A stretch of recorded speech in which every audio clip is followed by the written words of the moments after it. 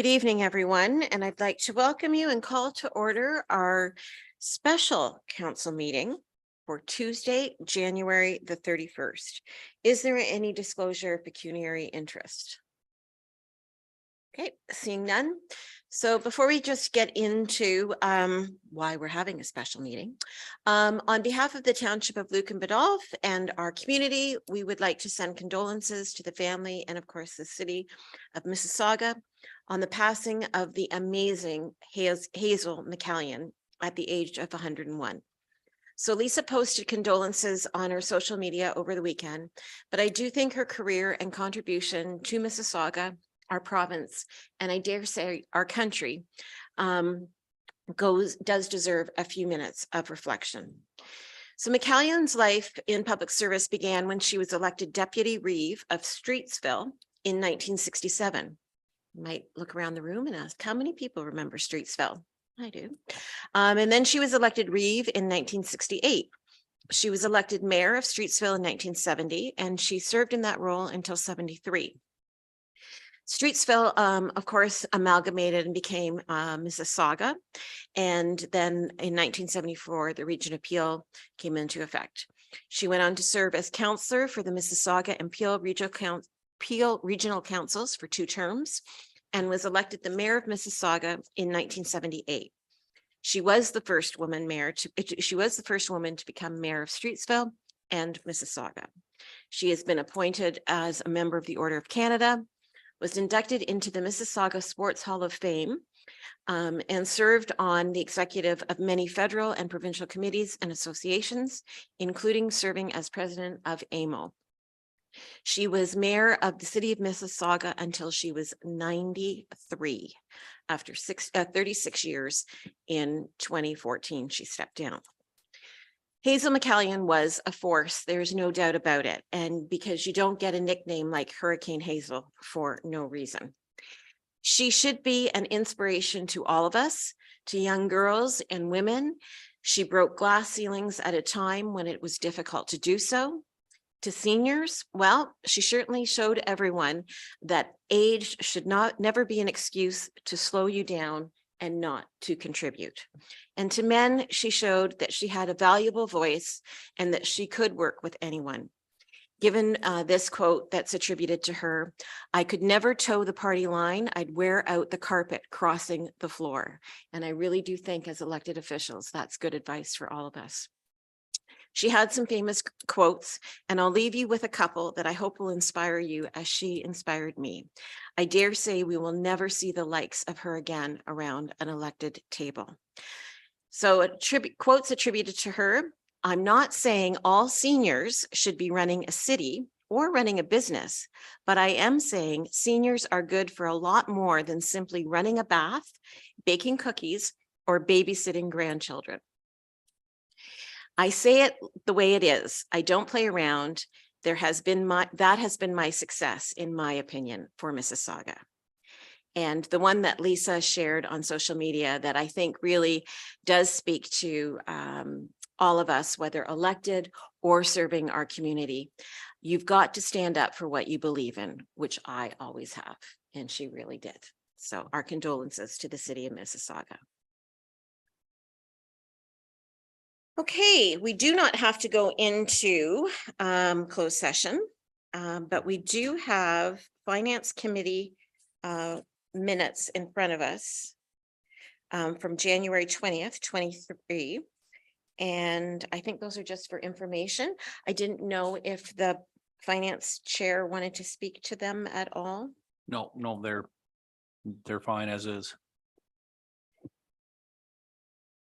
All right, then we will go into our staff reports.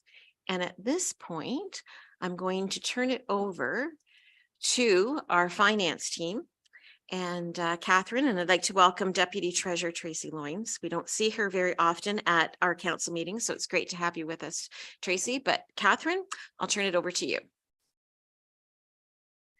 Thank you, Madam Mayor and members of council. Tonight, staff and I are going to present the 2023 draft budget.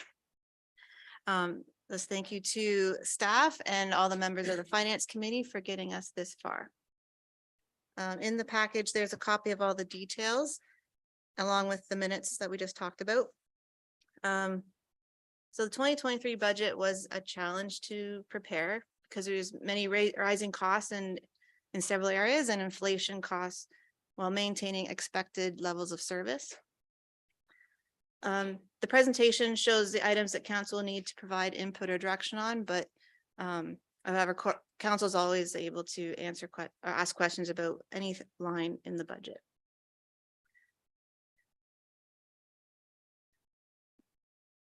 So the revenue under the general government fund just shows our different sources of revenue.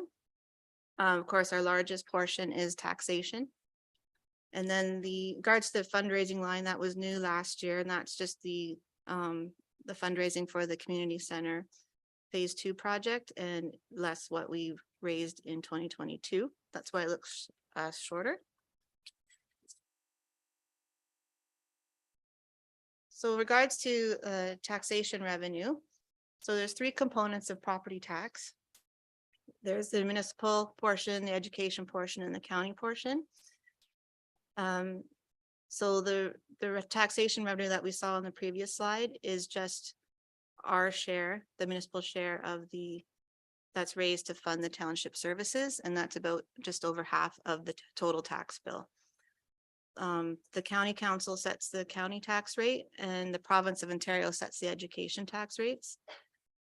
The township collects all the taxes, but then forwards the money to the county and the province. Actually, the school boards in particular. So if you look closer at the municipal taxation portion, this next slide shows breaks down the property tax classes where the revenue is generated from. Of course, our highest contributors are residential and farm, but that's normal. But we're starting to see increases in the industrial amount lines as well. These figures are the municipal share of the taxes using a 2.95% municipal tax rate increase. That's what's proposed in this draft budget with the numbers. So this, along with some other measures, is necessary to balance the budget. Using this rate increase, the budget will have a shortfall about $75,500. And we're proposing to transfer the funds from tax stabilization reserve to cover the shortfall. Otherwise, the tax rate would have to be set at an increase of 4.441% or decrease expenses in order to balance. We'll talk more about that as we go through. That's where we sit right now.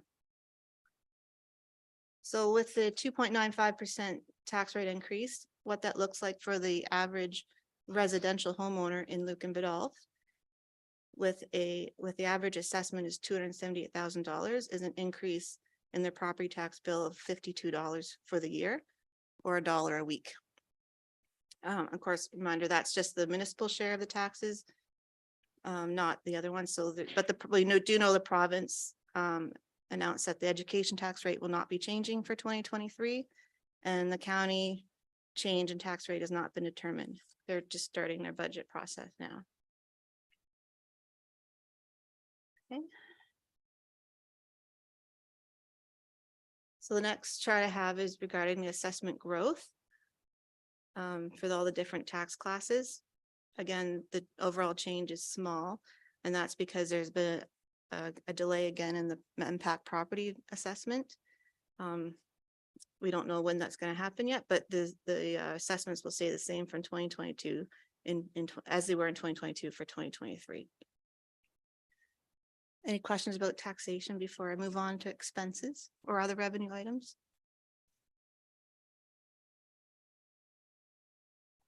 On the assessments, I thought when we went with the cloud permit that was going to, I thought there was something to do with the impact that would help speed things up. Have you seen any change in that? I guess you can't maybe speak to the history, maybe try. I'm just curious if that has made a difference, because that was my understanding it was supposed to. I'm not sure if how much we're into that cloud.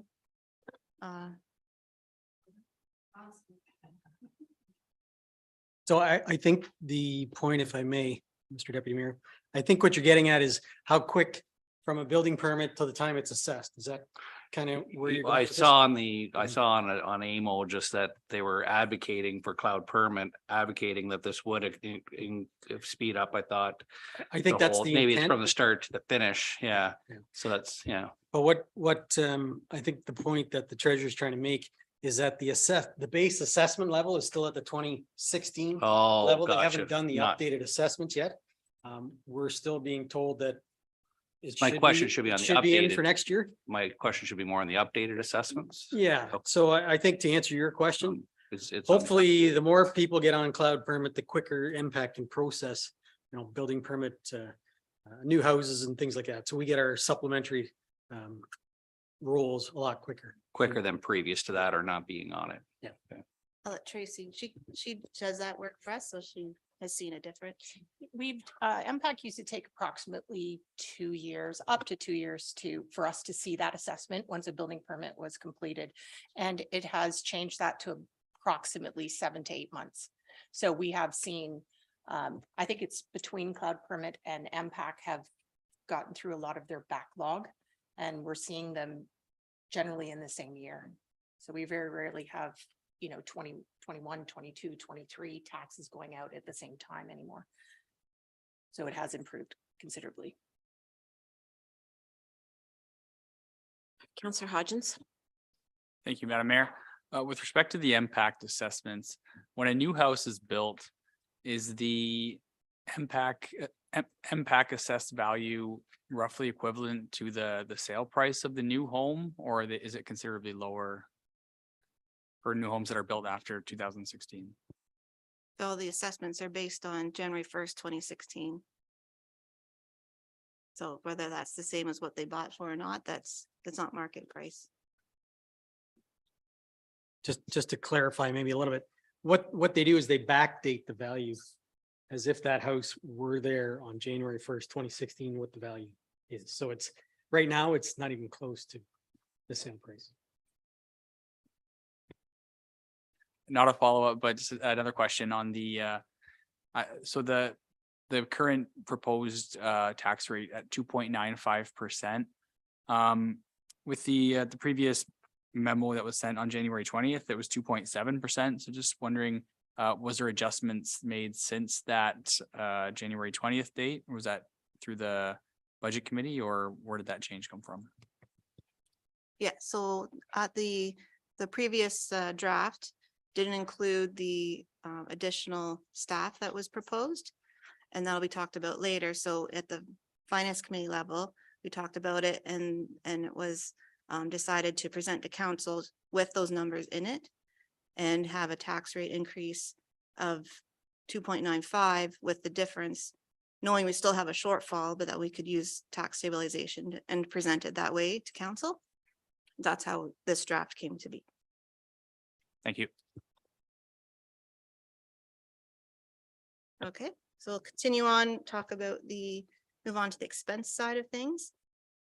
So all the different categories are broken out here. Of course, the larger ones are the administration, which includes things like the admin salaries, benefits, insurance, utilities, EDC, events, Canada Day, legal, and IT. Public Works, the roads department, but that'll be outlined further in the upcoming slide. Our protective services is a big chunk of the budget, which is our police, fire, building inspector, bylaw officers, crossing guards, animal control, health and safety, cybersecurity, and our conservation authorities. And then our reserves is the biggest expense we have, but it's not really an expense. It's a savings for future projects. So it's money we're putting away to support future projects like capital mostly. And the biggest, what do I want to say about that? Oh, the fundraising expenses of 11,000 are found within the administration expenses. And the difference between the fundraising goal revenue and these expenses will be transferred to reserves to be drawn from for the project. And that's why that reserve number looks so much bigger than if you go back a couple of years. So, more specifically, there's a few things, that we need to talk about. So the highlighted changes were reviewed and discussed in the report to the Finance Committee from January 20th, which everybody has, but there's some couple items that we need direction on, and one is the garbage and recycling. So the bin fees were last adjusted in 2020, and this year Blue Water's increased their fees by basically the rate of inflation, 6.9% for garbage and 5% for recycling. So we're proposing an increase to the bin fees at the same rate. The impact to the average residence, which uses a small garbage and one recycler, is $10 for the year for weekly garbage pickup. So when we did the math with the increased fees, we weren't covering those costs, so we needed to increase the bin fees to cover that, and this will do that. And then some in case people change bin sizes or those kinds of things as well. So if council agrees with the bin increase, or if we want to discuss. Is there any discussion on that recommendation? Councillor Hodgins? Thank you. Just to add the comment, I think that's reasonable to increase the rates to cover the cost and to work towards, I guess, cost recovery for that item.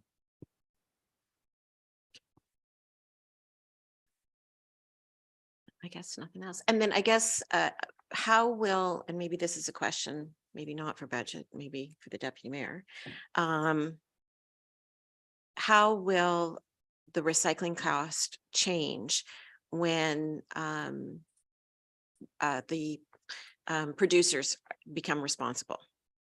And when can you refresh me on when that date is? Staff can correct me. I believe our target date is 2024. And then that should, which will be nice. It'll just, since it's not part of our taxes, it'll just be removed from our bill. However, what may be added to our bill will be potentially in 2024. It might be a little bit later, would be us then picking up green waste, and then that could all of a sudden leave things. There'll be some form of a bill for that, but 2024 to be removed, and then the green waste is being trialed right now in 2 other municipalities. Thanks. Okay, so as that stands, then when these new rates will be part of the tax rate bylaw that comes forward in the spring, once we know all the rates, then that's when the point it gets approved then.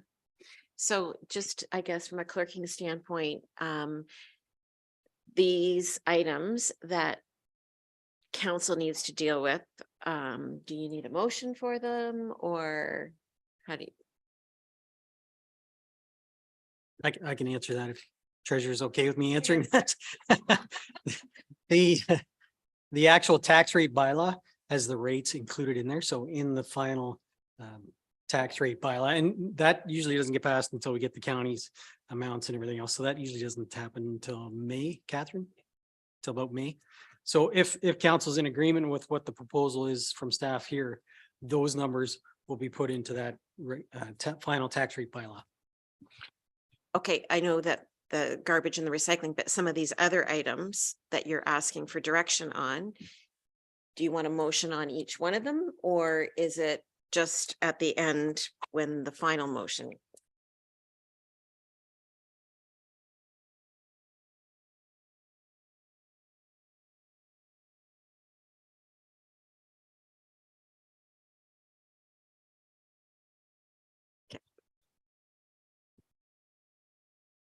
Okay. Sure, from a clerking standpoint, that we are doing everything that we're supposed to be doing. So Again, just to clarify, the actual tax rate bylaw has a copy of the budget attached to it, and all the individual line items will be in accordance with what council decides tonight.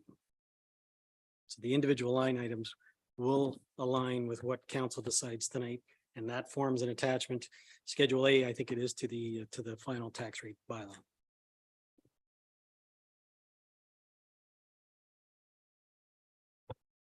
So the other big item in the General is under planning and zoning, which under consulting engineering fees.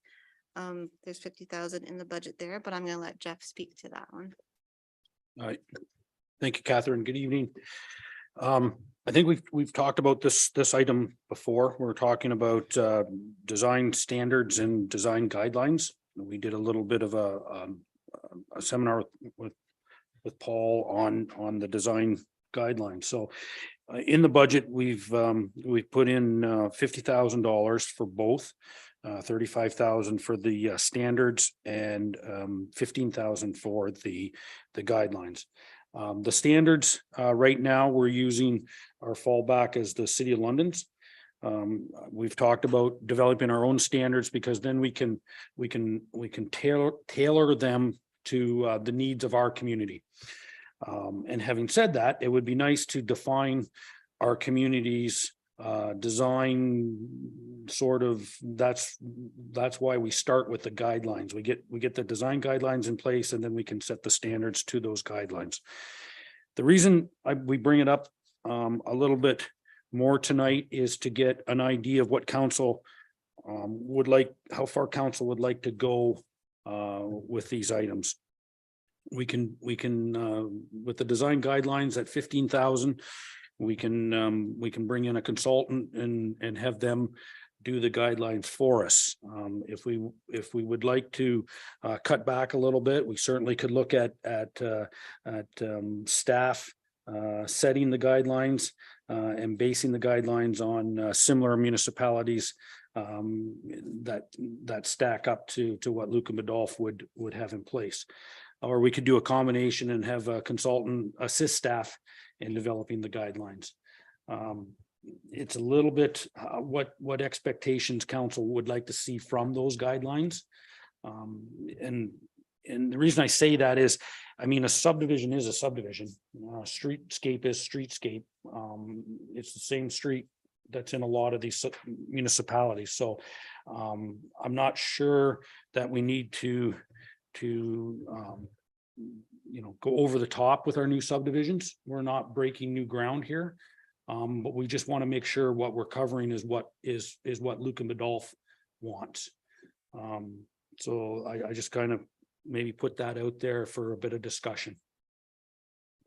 Okay, thank you, Jeff. So discussion by council on this line item. Councillor Reagan. Thank you, Madam Mayor. Jeff, I'm just wondering, how do we know that $50,000 is the right number? So in my when talking, I both talked to Paul about guidelines and got an estimate from him, and the 35 for the standards was a Dillon estimate based on standards they had done for North Middlesex, which would be very similar to what we would put in place here. Thank you, Jeff. Thank you, Madam Mayor. Any other discussion or questions on this? Deputy Mayor Manders. Because it seems like when it comes to the subdivisions and that, it seems like it's almost, the developer is also trying to create some form of their own design for their own, obviously, look that they work with our staff on. And it's, they feel obviously will drive the subdivision and drive sales, but yeah, like you're asking us what,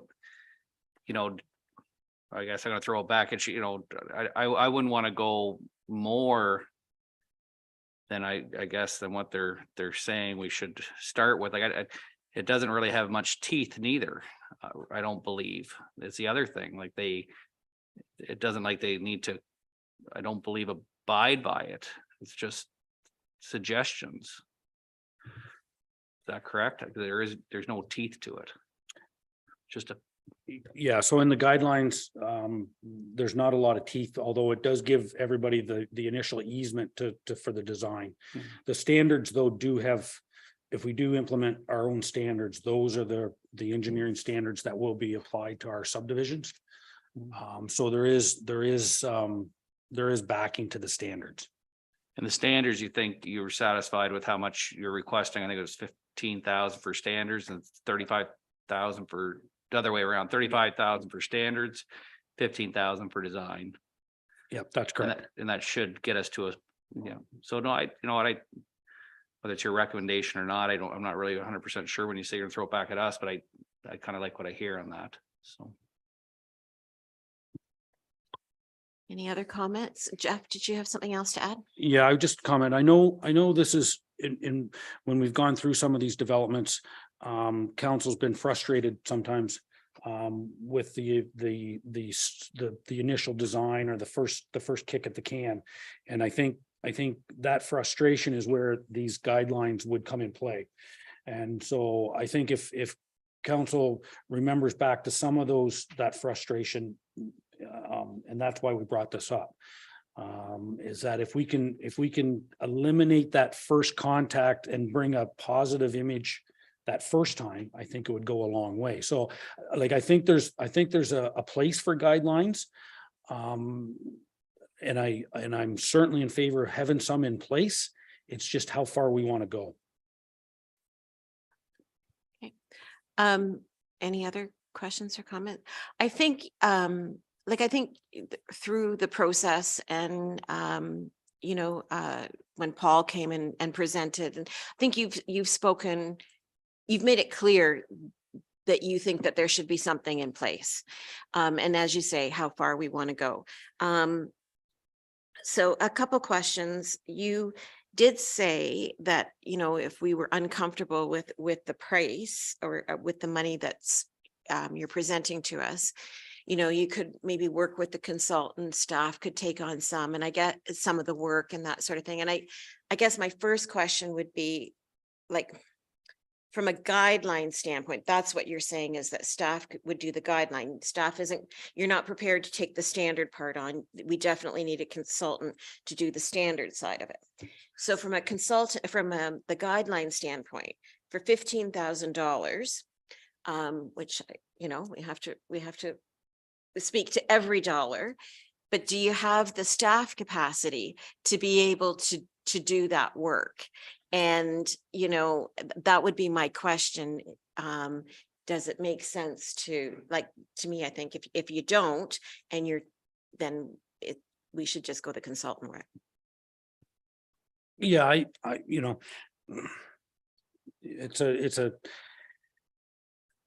and I can see that point, right? I mean, at the end of the day, the product that's going to come and the ability for someone to pull that information out of what council wants is a lot easier for someone walking in, that rather than staff trying to pull that from council, or the public, right? Let's make sure that this is not just a council setting. It is for the public, and we're going to have public input into some of these guidelines and stuff too. So, I mean, there is a process which a professional will guide us through that staff is not as familiar with. So I think there's a benefit to spend some money. I think I would not recommend staff doing it on their own.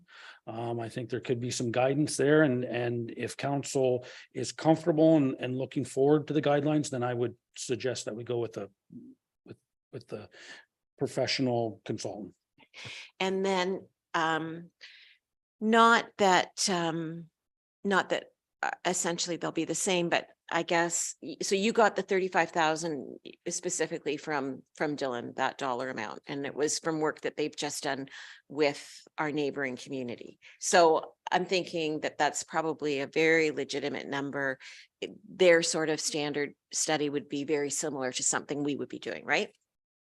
Yeah, that's correct. So I think, and I can't speak to when they did North Middlesex, but when I was talking and reviewing it with them, they did make sure they updated the numbers to 2023. They know what they did and when they did it, and gave me the numbers, and I reviewed their standards and what they had there, and it would be basically very similar to what we should, and it should be very similar to what we put in place. Okay, thanks. Councillor Hodgins. Thank you. I'll add a couple comments on this. I'm a little bit familiar with North Middlesex's design guidelines and standards as well. And I'm just wondering, with this proposed item, if there is really an urgency, and maybe this is one that we could look at as a potential for potentially deferring it, just if there isn't that urgent need to get this done. I'm not sure with the using the City of London standards right now, how well that's working, or if we are having issues with that. If there's something that's missing through there. I would think that their standards are pretty good, but maybe it's more the guidelines that we should be focusing on and what we want in our new subdivisions and streets, and how many sidewalks we want where and trees. But I would think that maybe some of the standards would be pretty good to kind of keep us going. So I guess my question is I guess what the urgency is with this assignment. Noting that as well in the rest of the budget, I think we do have quite a few consultancy assignments on here and a lot of projects, and it's a lot of work. And that makes a lot of work for staff as well. So just wondering the urgency on this item and if it may be a candidate for deferral if we're looking to save some costs this year. And through the mayor, first comment, the City of London standards are working. They're good standards. There's no indication that there's no indication that we need to develop our own right away because we have issues. So I would think that the urgency is, I think that's a very good point, that I don't believe there's an urgency in this. It's something that we were talking about in the process of developing something like this to support Lucan Biddulph, but not in an urgent manner by any means. So, yeah. And just one follow-up that sort of came to mind. I think if, and maybe it depends on who we ultimately work with on this assignment, but if we can probably look to those examples from other municipalities and sort of build on that. Like we wouldn't have to reinvent the wheel and start from scratch like someone else may have had to do. So hopefully there's some opportunity there in working with a consultant to bring the cost down if we're just kind of revamping the standards to suit our needs rather than a brand new start. No, I think that's a valid comment. I guess back to the urgency discussion. This has been on our business arising for some time. And I would probably agree. I mean, I don't think it's urgent, but I do think it is something that we should address. If not this year, then I think we have to commit to doing it next year. I think part of that came out of our OP discussions and, future growth. And if we're going to be expanding, what does that look like, and having that all into place. So, I would say to council, if there's any hesitancy, I'm looking to Jeff that he'd be comfortable with that, but to, ask maybe for the commitment for next year, because I think you can only have it on business arising for so long. What's your thought, both just to maybe park design, both the standard and guidelines, both of them to park? Well, I guess it depends on how those two interact. If it's one document, or maybe we sort of get one started. I'm not sure if they're two separate and distinct documents or if it's the same thing. It is just, maybe Jeff can comment, does one hurt not doing the other, or the other vice versa? No, I think we could do two separate documents, because the guidelines themselves are a softer, and I certainly don't want to use the word fluffy because they're serious. They're meant to be serious. They can be the same document. They can be put into the same document, but at the same time, they do have two different. They have two different activities, right? They're meant for two different things. So Yes. so I have, if we council wanted to get started on the design guidelines and hold off on the standards until the guidelines are finished, then it certainly can be done that way too. Gotcha. Okay. No, I like Councillor Hodgson's idea. I was just curious if it was both or not, and Jeff answered that, so I think we should keep that in mind as far as at least even that would be then that'd be either 15 or 50,000 then, I guess. So no, very good. Thank you. Is there any more discussion on this? So I'm going to suggest that we go through each of these, and then at the end of Catherine's presentation, we revisit it as to how council wants to move on some of these decisions. And I do think that each of these will require a verbal motion to give staff the proper direction as to how to potentially amend what's been presented. Okay. If you want to keep going, Catherine, I took note. don't let me forget to come back to it.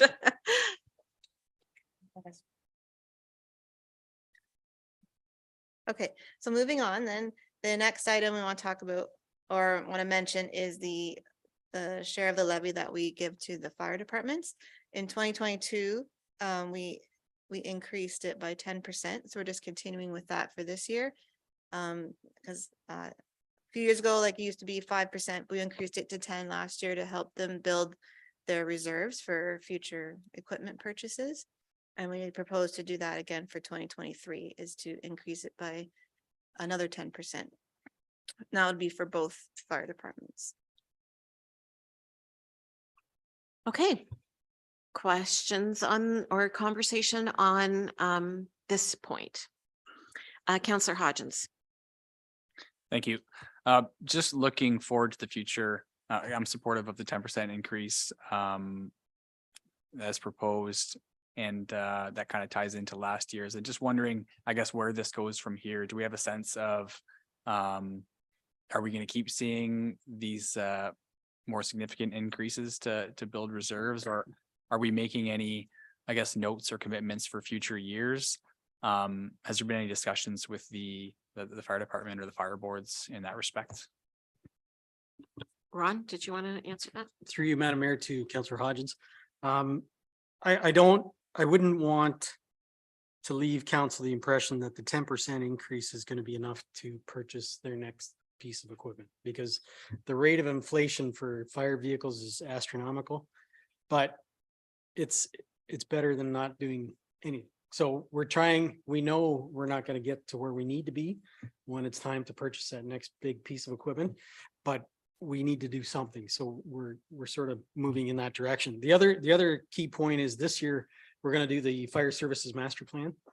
So I don't want to presuppose what it's going to say in there. They may have some, good ideas as far as equipment goes, or I don't know. So I think we have to just be prepared. And I think this prepares us the best way we can, and wait and see what the consultant's report says for the master servicing plan. And then council can sort of get their head straight as to how we deal with that. Yeah, thank you. Yeah, it's a good point. The master plan will certainly help guide our future decisions. Okay, any other discussion on this one? Just as a reminder, Ron, has a tender been sent out? The request for proposal has been sent out. The due date is February 15th. Okay.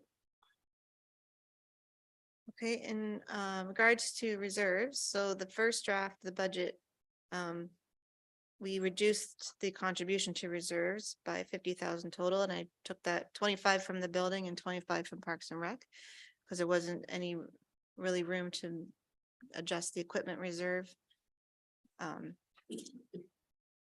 Or we didn't, so we didn't want to touch that one. And that was what we discussed at the finance committee as well, so bring down some of our costs. Also discussion there was setting up new reserves. For example, the streetscape strategy projects. That's a tongue twister. So so you might consider adding a reserve to save for future projects. So in 2022, the report was presented for the streetscape strategy with many interesting ideas to improve the main streets in Lucan and Granton. So if if council wants to implement any of those, we need to start saving for those, or have money ready if the opportunity arises to purchase any land, as shown in that strategy as well. So not necessarily have to do anything this year, but something to start to think about, because in this budget, we're already, either you're gonna have to, you have to increase the tax rate to account for that, or you find savings other ways, or we'll have to take more from tax stabilization, but then really just moving money around reserves, which council can do anyway. If there's a project there we want to start this year, or we can set up a new one and propose that for future. Because we don't have anything set up specifically for that, but you could just set one up and use transfer money from a different reserve, if that helps. So, for example, you'll see further down in capital, we'll talk about that more later. The one project for just the streetlights was $90,000. So that's not necessarily something you have to do this year or next year, but that gives you an idea how much something like that would cost. Would just save a little bit over time. So I don't know if we want to add a new reserve or just move money from a different reserve, it's just there for information that we're thinking about, that kind of stuff. Okay, thanks for that, Catherine. I know you're going to tackle the reserve numbers a little bit later, but just since you've put as a point of discussion, reducing our contribution to building and Parks and Rec, do you have those totals right now where we're at?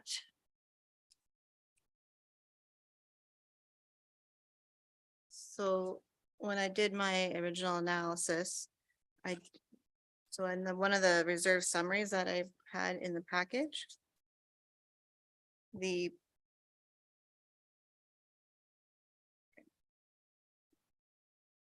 preliminary balance for at the end of 2022 would have been in Parks and Rec would have been 569. And then if I originally in the first draft of budget, I had 300,000 going into reserves, but I reduced that to 275. And then I included that in the numbers for the in the 2023 total. So that would still leave a balance in Parks and Rec. And I did do a more detailed analysis of what the future and maintaining that level of contributions and increasing it by a small amount every year. And we're still would be in good shape unless there's a very large Parks and Rec project that comes up, but we don't have probably any of those on the horizon since we're doing all of that now. And that would still cover our reserves for that would still have enough in them to cover loan payments for the projects that we're going to continue with. And then same thing with the building reserves. I know we're depleting that with the community center reno, but I did another analysis with that as well, and it could absorb the impact of 25,000. A reduced one for this year. And then the other option was the equipment reserves, but we would have a detailed analysis and that we already increased it to offset the shortfall that we had for this year. Because there's a lot of, we updated it with all the increased costs of equipment and what's in our schedule, a lot of big items coming up. So I didn't want to touch that one because we already had to increase that one. So that we would be covered. And then the other option would have been the road construction reserve. And we have a lot of projects coming up potentially with that and with modernization. I wouldn't want to reduce that. If anything, I'd want to increase what we put in there, but wasn't room for that in this budget. Not to say that we don't know where 2022 will land if we have a surplus to put into reserves to help build up something that we may have a shortfall. But right now, I don't see a shortfall in any of our reserves. Thank you. And just back to the building reserve. We don't have any major projects on the horizon aside from across the road for building. Oh, the soccer building. The soccer building comes out of that too, eh? Yeah, that's included in my numbers as well. And that Okay. would be, because that would be part of the loan we get for the whole complex, and those payments would come out of that reserve over however long we take the loan out for.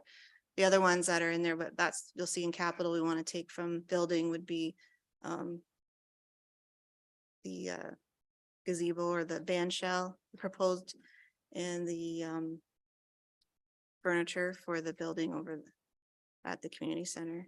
Those kinds of things are is what makes up the what's coming out of that, as well as the project itself, the big project. Okay, but I guess to the point, after you've accounted for that, so the projected balance at the end of this year is 261. So after this year, though, we don't have any big building projects on. Okay, No, it would Okay. just need enough there to pay off loan payments, basically. So then if we contribute our 400,000, whatever it is, every year, Right. it'll quickly replenish. And Quickly I did do it. replenish. I have a schedule for that as well. Okay, perfect. So- Thank you. Okay, and then, okay, any questions or comments on the reserve discussion? And then maybe I'll circle back to the streetscape after. No, go ahead, Deputy Mayor. If there's any other, I'll entertain questions from council before I make any comment about the streetscape, like. I just curious, what would the reserve, like, just what reserve then would that come out of? Just say you needed to do something next year, then what would you typically pull that out of? Well, I'd want to create a new one No, rather than creating a new one, I don't want to create a new one. wherever council would decide to What bring would that you in. recommend? So if you have a healthy tax stabilization, you could take money out of that and create a new one for streetscape strategies. Or other ones are kind of committed to other items, but Yeah, but they're committed to other, I just didn't know if that would be kind of as a known that that's part of another, yeah. or you could have if depending on the nature of the project itself, if it's under like road construction, if it's streetlights. Right, Potentially, depending on what the nature of that project is. that's all I For just land wondered. improvements, I don't know. Yeah, I was just wondering, rather than creating another, that's a good point, though, like streetlights could go to roads, I think is what you said. I don't like having anything geared towards tax stabilization myself as an expense or as a budget item myself.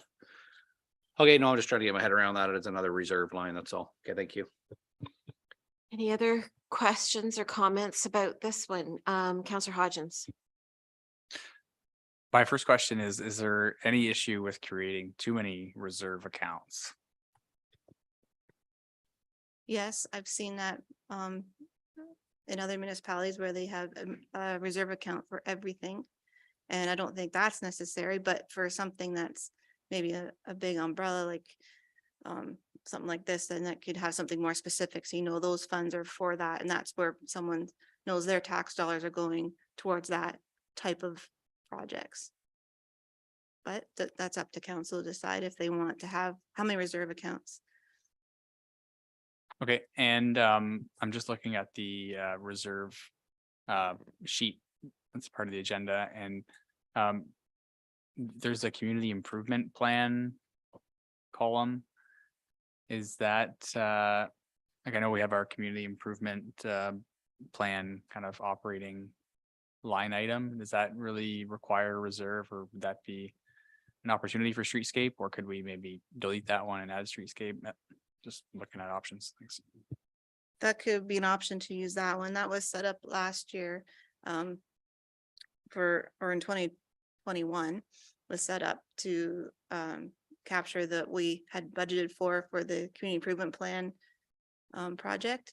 And then we put what we didn't spend, we put in reserves so that we could then use it for the project that was actually completed in 2022. Which was the strategy, I guess. So that's a good spot. We could just utilize that one or rename that one. Or use that one, but then have a analysis of what is really for CIP projects versus those streetscape improvements. Even though they kind of sound the same, but the CIP has specific, like you put money aside so that you can offer grants. And that's what that's for. So if you had extra, we'd want to keep that available for grants versus use it for streetscape. Yeah, I don't know and I don't know whether I'm comfortable taking the CIP out of there because we've run into the issue of a project that wasn't done that is carrying over. So I get a sense that we could run into that again and again, but that, yeah, do you earmark it for a number of different things? I don't know, but then do you risk money getting lost? I don't know. But, so you don't have, did you have anything else, Councillor Hodgins? Sorry. So you don't have a suggested starting point to save for our streetscape strategy? Possible reserve or, Well, there's the one example was the 90,000 for the streetlights. So if you spread that out over 3 years, you could do that 30,000 a year to build up that, or you think you want, or something low, like start with small, like 25, and then reevaluate where we sit at a year from now in the next year's budget. If we have more money to play with, I guess you could earmark more money into something like that versus another type of project or expense. But at this point, we don't really have, I mean, if you want to do that, if you end up when we talk about capital, you want to do that project, then you have to fund it from somehow. And whereas we don't have money saved for that particular item, so you have to pull it from somewhere. So it's really just moving money around at this point. So I just wanted to start thinking about that. We don't, how to save for projects coming up. Councillor Regan? Thank you, Madam Mayor. It was just a comment, or maybe it's just when I'm looking at Parks and Rec and Public Works, and I'm thinking like a streetscape strategy projects. I almost said it. It either comes out of Public Works. It's either Public Works or Parks and Rec, right? So I mean, I'm not sure why we would even have another, because the Councillor Hodgins' point about having too many reserves. I mean, we've got reserves now, but these projects would all be the streetscape strategy projects would all either be Public Works or Parks to me. So I don't know whether we would need another. Yeah. I'm just just a think- comment, yeah, Madam yeah. Mayor, just a comment, Mayor. I might say it, I might question the parks. I might say, yeah, but that's neither here nor there, I think. But I guess, I think what Catherine is saying is to specifically commit council to start saving. And then you earmark X amount of dollars and it goes somewhere. Because right now we don't have, we haven't committed anything. We've got this plan. Mhm. So are we going to do something with it or aren't we? And maybe that's the bigger question. Are we going to do something with it, the plan, or aren't we? And if we are, then we need to start saving and the money needs to go somewhere. And whether that's a new reserve or whether it's $30,000 in Public Works that is specifically earmarked in an asterisk on some spreadsheet that says this is for streetscapes, that's what council has to decide. Yeah, that would be better for me. But yeah, thank you. Right. So then, like the current reserve balance you see there could absorb if you wanted to do that project. But if you wanted to save that money is really for something else, then you'd want to start something new. Councillor Hodgins again. Thank you, Madam Mayor. Just further to the comment you made, I think that's maybe the importance of having a reserve is that it's kind of like a bank account, right? And if you're not going to spend it, it's not going to get lost in the many lines of our budget and the year-over-year operating. So yeah, I guess we have to find a way somehow to work it into our reserves. And I guess if our treasurer, if your recommendation would be to just create a new area, then maybe that's the easiest way to go. All right. Any other comments on that? And I guess then what we haven't talked about, and as I said, we'll circle all back to all of these discussion points as you know, we work our way through and things become clearer with each page. If the direction is that we want to start saving for the streetscape, then we have to come up with a dollar amount. And where do we pull that dollar amount? Is it a new dollar amount that we're going to add on, or are we going to pull it from somewhere else to start saving? So those are other questions that we have to tackle tonight as well. Okay.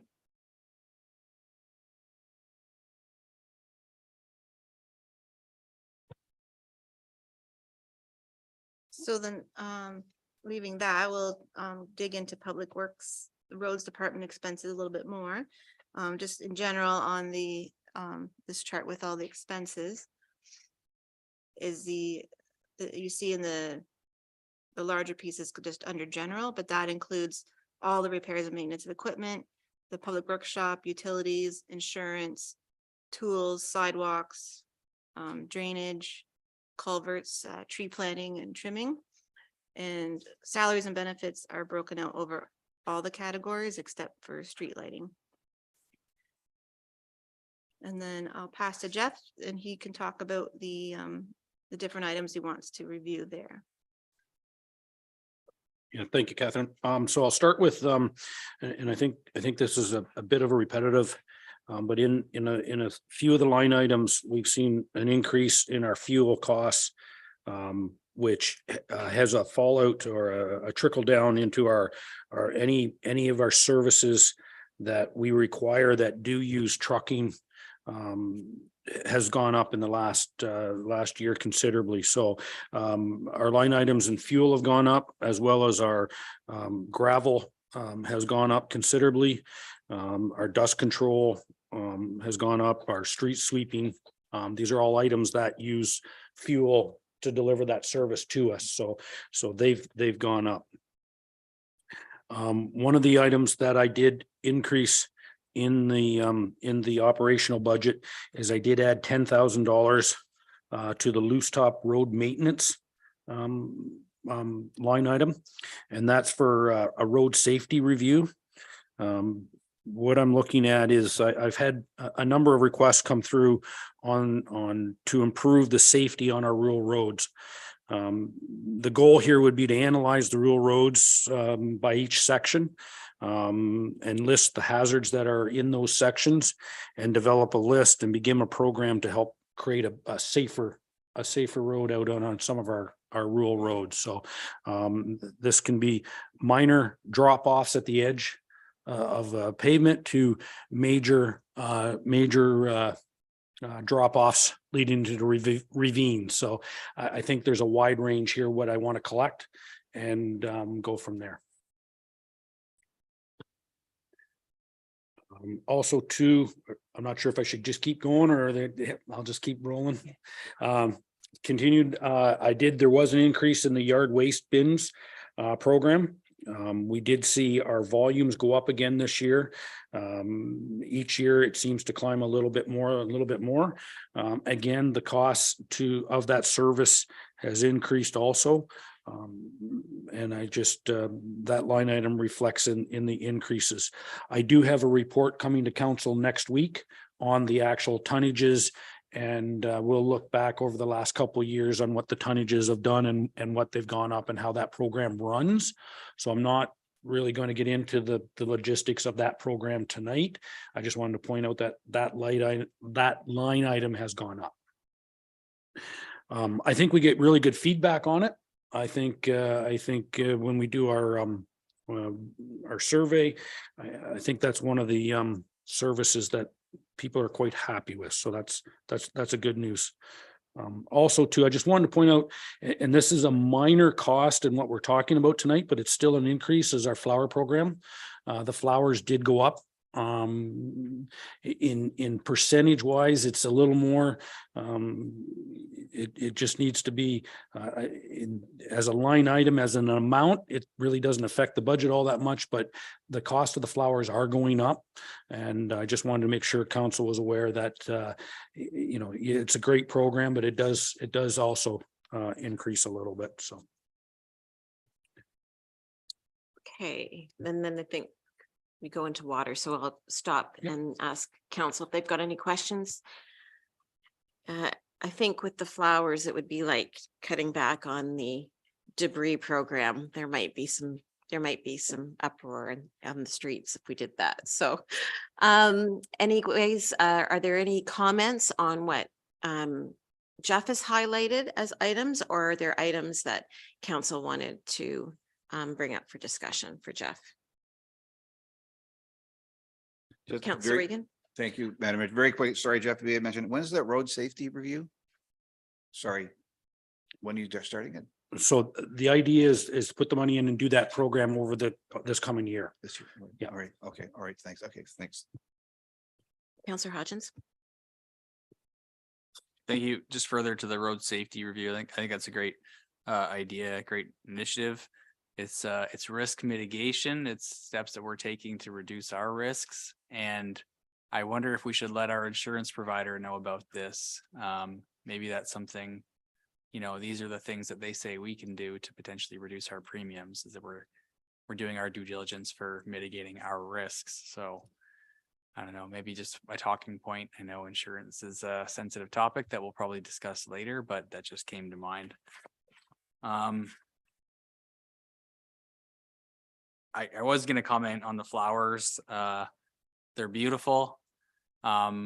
It's an expensive item though. It's a significant cost. Looking back in the budget, we just go back to 2020. So it's always been a significant cost, but I wonder if that's maybe an area where we could look at potentially finding some cost savings, or maybe and rather than increasing, maybe we just kind of maintain that and see what we can get. Just noting that it's year over year, we're putting some significant money into that program. Obviously, every year all the flowers die and then we start over. Not saying it's not beautiful and great, but I just think it may be an opportunity to find some cost savings if we're looking for some. I guess the question might be, is the increase solely attributed to the cost of flowers, or like when that line item, that's solely flowers, and the staff time is reflected on your wage line? No, the cost, the staff cost for the flower program is within that flower budget. So the increase there would be that they're on the grid, so there's the grid change. So did those costs.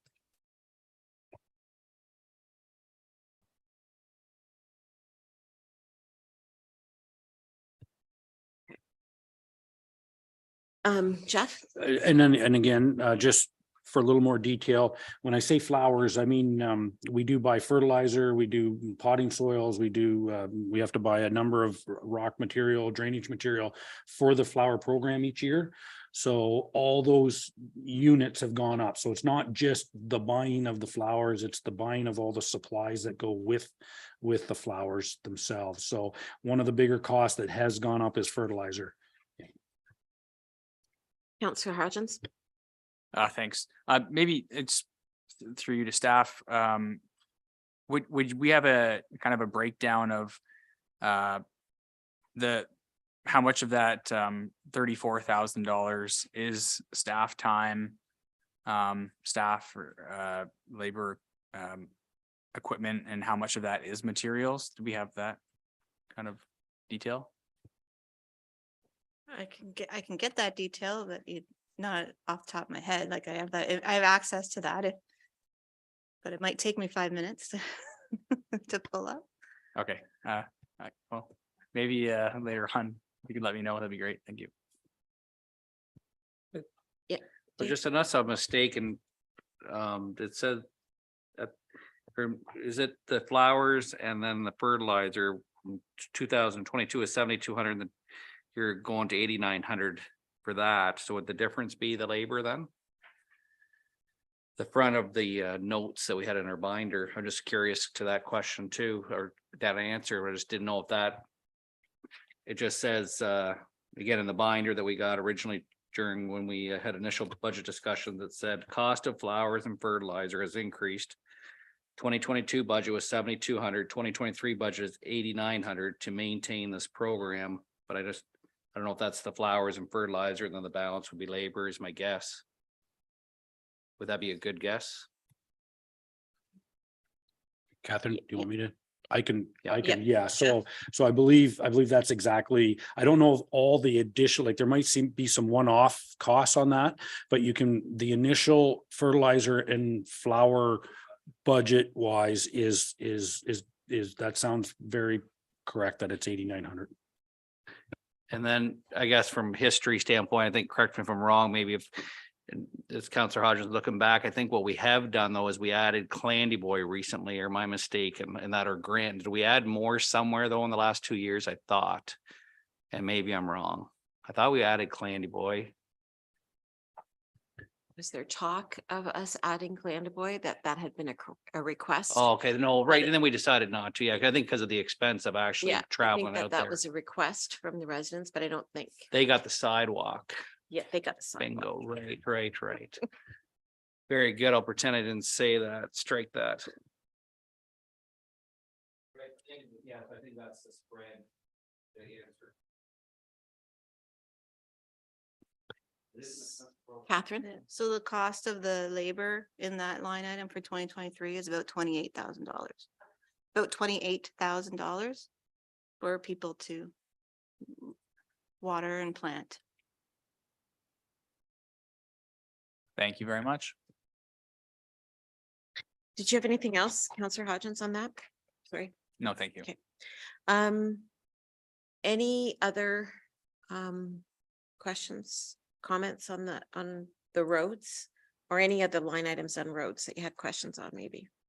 No. Just back to the road safety review. Is that something, again, is that a third party or is that something that we do on our own?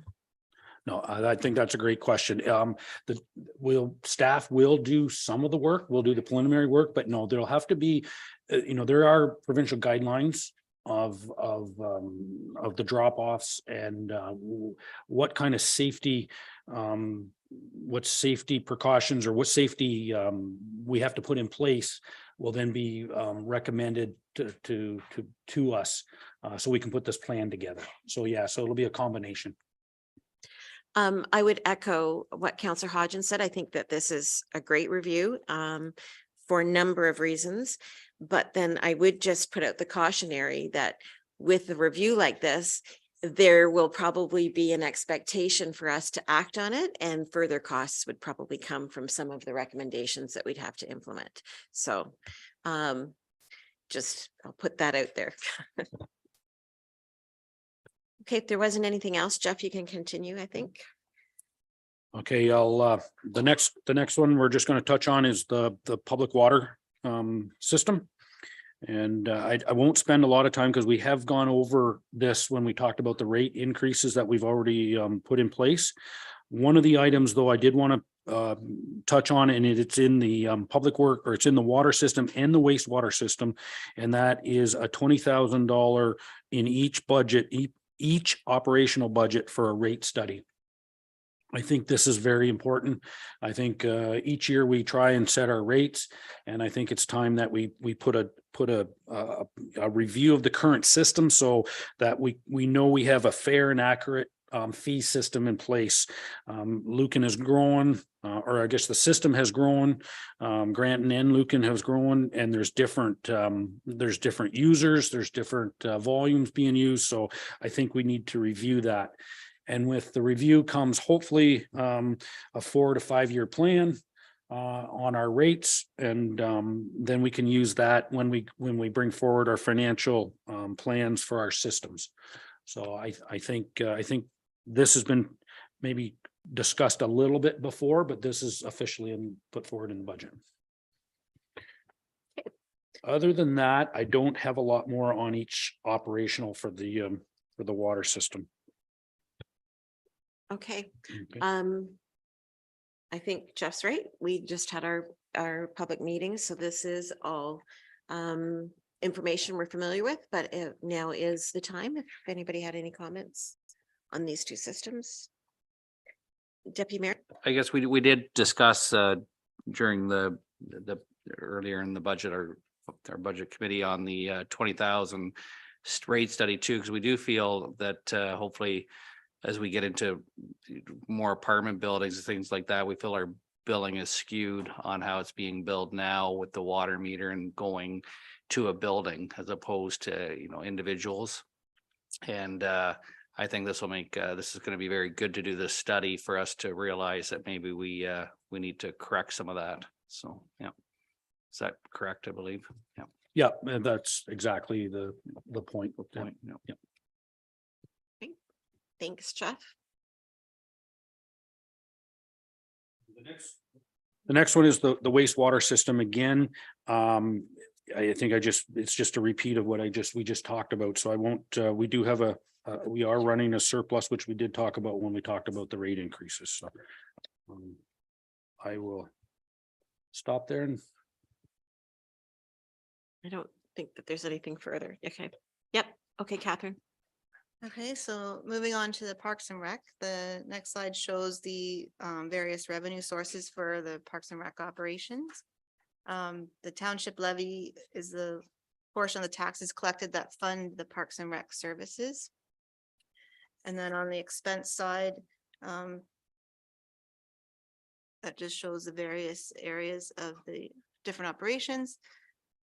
And includes not just the community center, but all the arena, parks and other facilities and the equipment used to maintain those places as well.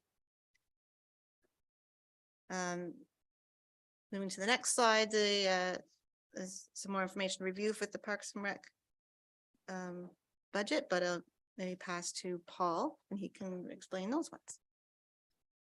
Thank you, Catherine, through you. As Catherine has noted, this budget was very difficult to predict, given that the new spaces of the community center, we do not know the demands for those spaces. Our hopes are, the Lions Active Living Center and the gymnasium, the main hall, have been very highly used over this season, and we're hoping that the new spaces will be as well, and that should show an increase to the revenue, but it is difficult to predict. As well, the one line I want to draw attention to, we didn't set a budget for canteen or vending. And this is simply, we want to bring a discussion forward to council, as many communities have switched to going out for requests for proposals for an outside source, a third party, as opposed to running it themselves. They found it to be very successful. In the past, we have had difficulties running the canteen ourselves, inconsistency with staffing, inconsistency with being open during compared to the usage at the arena. So I think that's a good conversation to bring forward to council. Our hopes is to have something set for September when the season begins. So this will be a conversation I'd like to bring forward to council in the February council meeting. As well, beyond that, we've discussed proposed additional staff. There's been one full-time position discussed between Parks and Recreation and Public Works.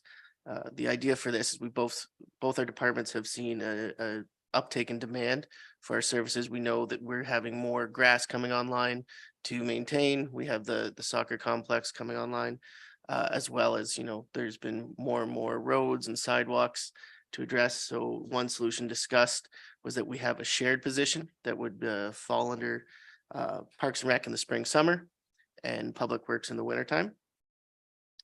The other position discussed was to have an after hours front desk part-time position. This would be for when the office is not open, to have that front greeting to the community center as you enter. The intention of this position would be to provide additional information to members of the community. Often they come in requesting information about programs, about rentals, and even it'd be a good opportunity to have information, almost a liaison to the community for anything municipality related.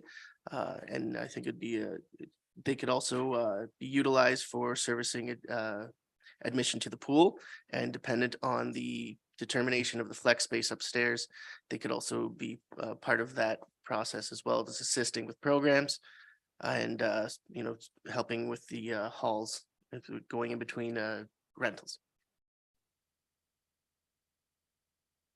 The other item discussed there is it was discussed at the finance committee, as opposed to looking towards an additional staff as we do realize that the uptake of cleaning of the facility, it's a much larger building.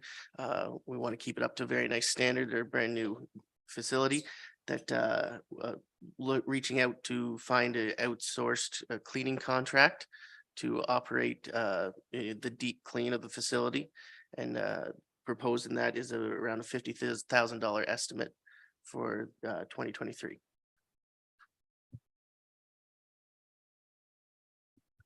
Okay. That's it for your slide, right, Paul? Yes, thank you, Madam Mayor. Okay, thank you for that. Comments and questions for Paul, either on the items that he's presented for review or any other line items that caught your attention as you reviewed the budget. Councillor Regan. Thank you, Madam Mayor. Paul, I'm just wondering with the cleaning staff and the contracting out, what the capacity would be for those few part-time positions to be doing that cleaning, or is that just something that when you say deep cleaning, I'm just assuming it's done over, is it done, if it's done overnight or if it's done on an ongoing basis? I'm just wondering if you have those few part-time staff, you're not going to need 3 people at that front counter. I'm just wondering, Through you, Madam Mayor. So there wouldn't be 3 people at the front counter. It'd be the intention to have 1 person at the front counter, plus we'd have our normal facility operator and a student on board. Facility operators and students would still be doing general cleaning between rentals. Obviously, we don't want people entering a new space and it's not in an acceptable condition. This is for like the deep cleaning of the facility. Some other municipalities have used this. This number I determined is based off actually a contract St. Mary's had. And it was 7 days a week, and they came in at nighttime to do the deep clean. A lot of facilities utilize services like this, most often private facilities like banks and so forth. Obviously, this would be determined through negotiations with contracts. We'd have to go for a proposal and see what the numbers come back. And I think, once we open the facility, we will know more about how well it can operate and how best we can keep up with the demand. So there is possibility to open this discussion again in the future, I suppose. right. Thank you, Paul. Thank you, Lynn. Any other comments from council? Councillor Hodgins, did you hear it? Thank you, Madam Mayor. One item that caught my eye was in the parks maintenance item, there's a trails item. Looks like it might be a new item, but I've just seen this is on page 15. The budget 2023 proposed budget for trails is $1,000. And just wondering, we're starting our new trails committee, and I'm questioning whether there should be adequate funds available to sort of start that committee off on the right foot, whether there's studies that need to be done through a professional consultant or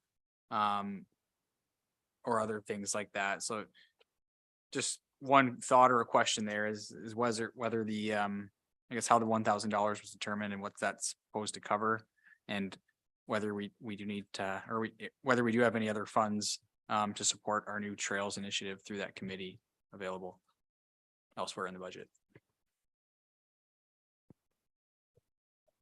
To you, Madam Mayor. So at this time, through budget discussions, initially the trails budget line, it had been in there historically with a $0 amount because nothing was really determined at that point. Still to this point, until we've actually started having the first meetings of the Trails Committee and determining our goals, we weren't sure exactly how much that we really wanted to set aside. We felt $1,000 might be a good starting figure, especially, to start on small items. Say, for instance, our existing trails systems, if it was signage or minor items. I think any larger items would have to be brought forward, and maybe could also be something that could be pulled from Parks and Rec. If it's in a new subdivision, it could be actually something from the Parks and Rec reserve from development funds. So I think the $1,000 was just an earmark right now. We didn't want it to be zero, but we also didn't want it to be too large. Okay, thank you. Another item I wanted to ask about was the pool. With the pool reconstruction, just looking at the expense and revenue items associated with the pool. I think we have some wages identified at $30,000 for the pool, and revenues identified for the pool as well, for $16,000. And just so what does our 2023 pool program look like? Is there going to be a pool, and are these budget line items reflective of that? Through you, Madam Mayor. Yes, there is full intention of a pool this year on time, and with we've already had 90% return of our lifeguard staff, so we're very positive without the construction going on. We wanted to leave it the historical budget revenue item, as we don't know the uptake and the demand for the pool. Our hopes are that it will be larger than that number. We can offer more programming, we could have more hours of operation. So we're also hoping to further increase our lifeguard staffing to have a better efficient number to operate.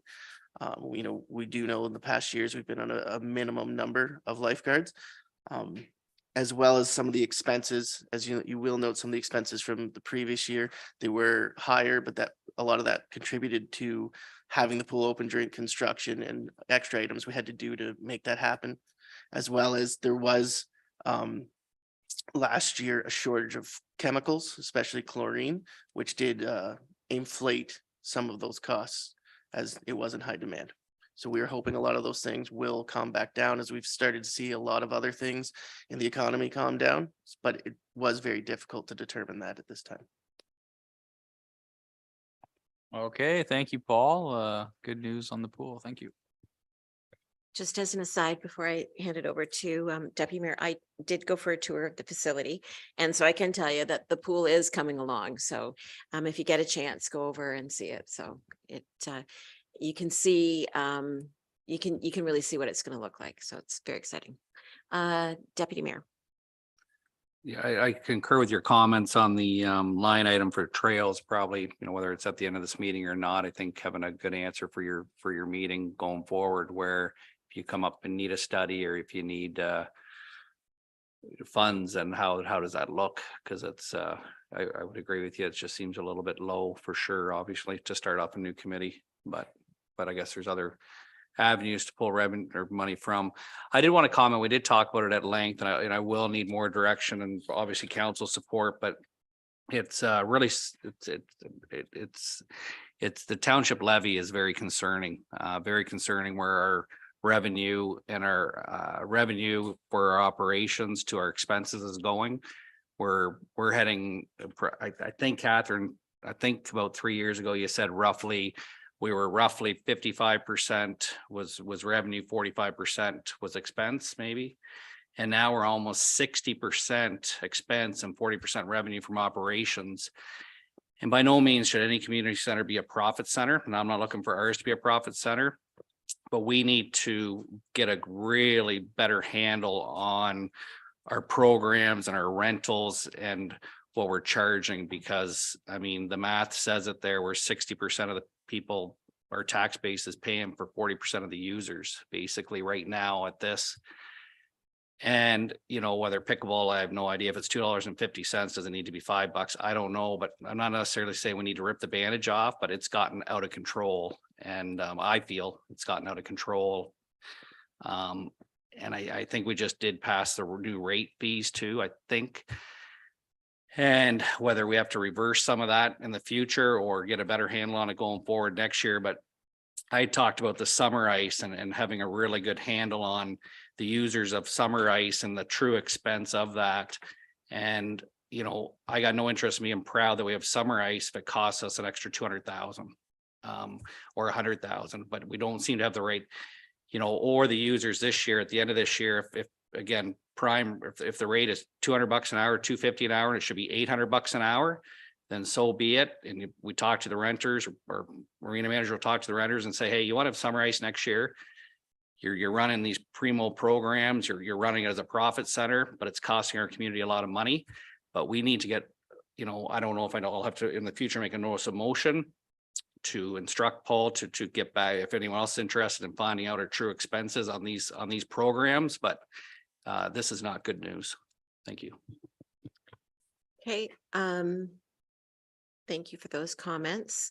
I know in comments that I had passed on to staff, I don't think I was as aggressive as the deputy mayor, but certainly brought up a programming cost review.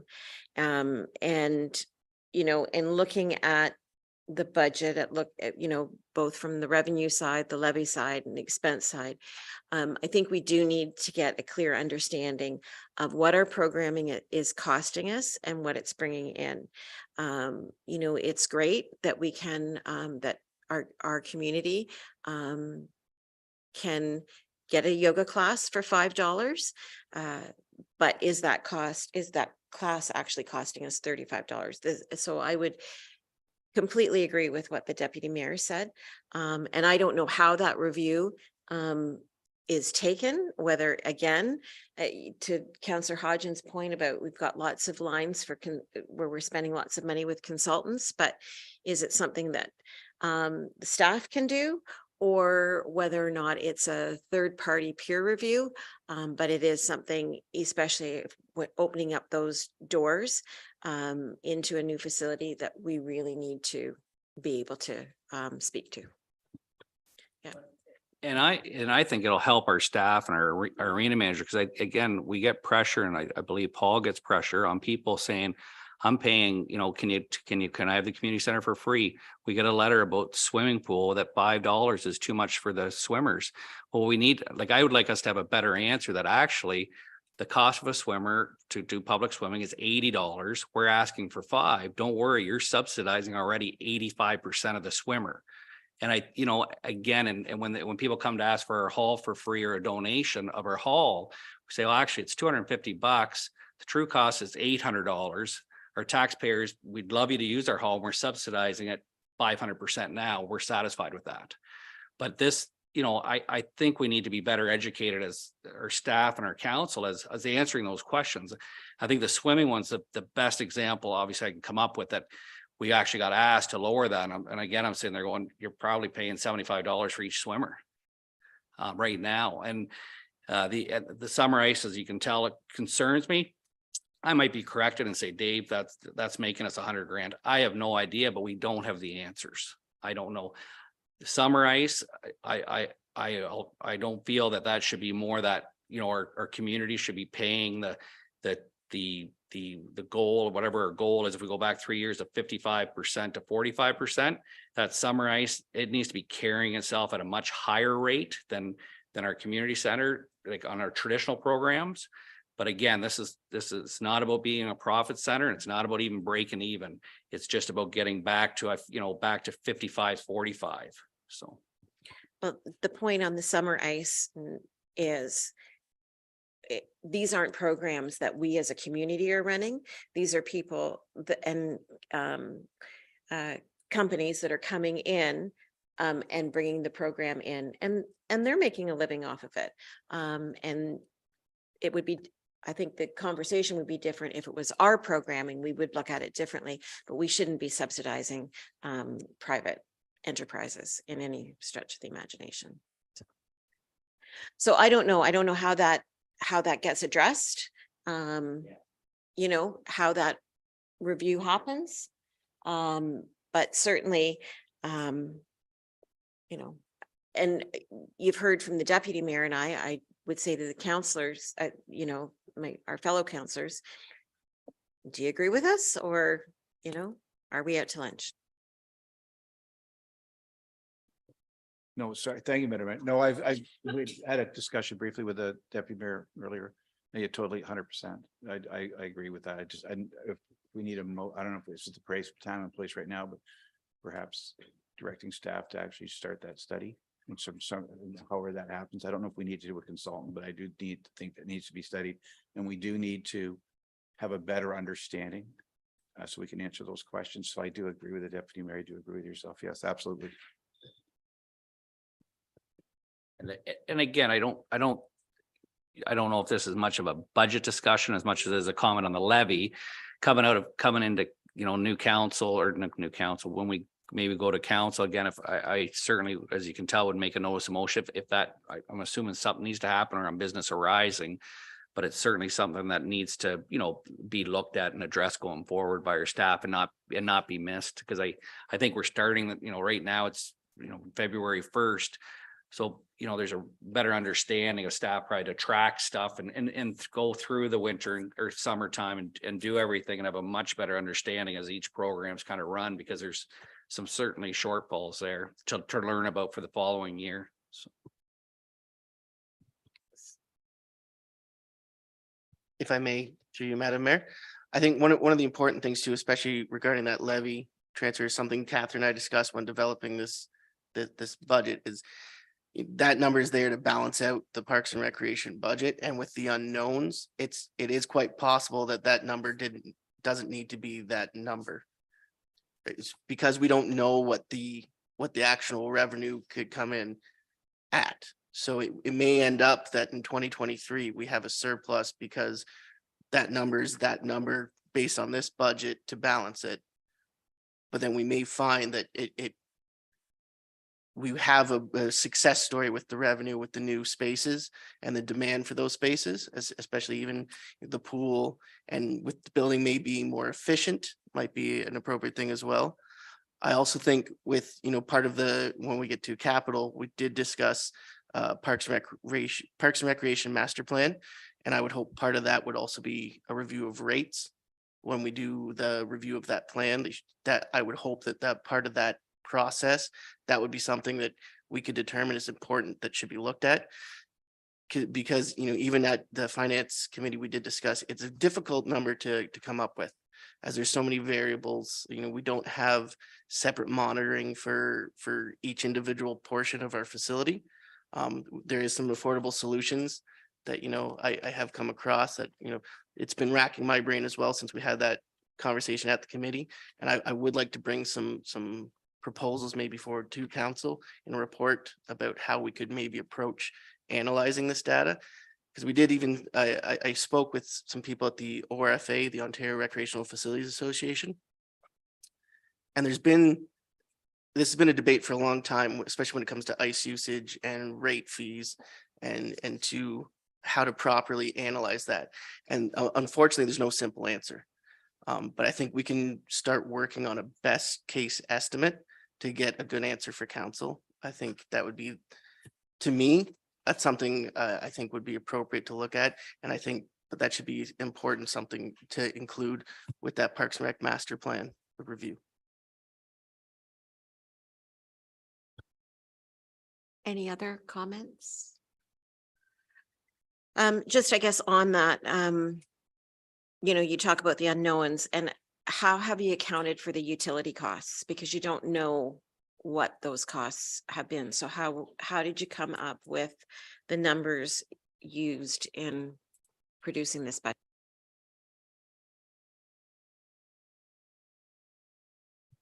For the utility costs, it's based on the historical, plus Catherine went back and looked at the trend for the increase in utilities. For instance, this past year was hard to look at as well, because we did have, for the majority of the summertime, the building had holes in the side of it and we were still operating. So unfortunately with that, it's hard to look at. We don't have a very good trend to look at, especially, with the years of COVID and not being operational. There's not a good consistent historical data to look at to produce those numbers. Okay. And back to the front desk position. So in the report that you gave us in the summer, where you kind of gave us the heads up that this was coming, so you indicated that it was going to be 2 part-time administrative positions to cover 4 to 8 and 7 to 4 on Saturday and Sunday. And then in your slide, you've got a few part-time positions. So is it just 2 or is it 3 or more? What does few mean? So part of that discussion, what we looked at was the optimal amount of operations. So is it, obviously, if in your Sunday and Saturday and Sunday shift, you can't have one person working that many hours. I think ideally 2 would be, One person can't work 7 to 4? well, I think we sat down with, so I sat down with Abby and Jeff, the supervisor, and we kind of looked at, for coming forward for an actual budget number, what are the ideal best case scenario hours of operation? And I believe it was suggested later on Saturday and Sunday than 4 o'clock might be appropriate. That number obviously could fluctuate, determine on what we find the actual demand is. So I think the idea would be to have 2 part-time individuals, and we'd have to determine the appropriate hours of operation, because we may find that there's not a need for them on certain nights. And we would have to then change the hours of operation and advertise to the public, say, Monday night, there's no rentals at the hall, it's all practices. No one's utilizing the service. We should reduce this service, and maybe Monday nights is not an hour of operation. And then are these positions, are they students? Are they like high school students? Are they young adults? At the budget discussion, we discussed that because they'd be a frontline employee, and we would hope that they'd have a good knowledge of the municipal information and to guide people how to utilize the municipality appropriately, that they shouldn't be students. We didn't feel that was an appropriate job for students. Okay, and then how do we determine how much we're paying them?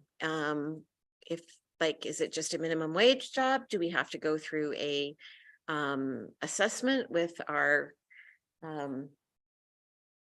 person, our consultant?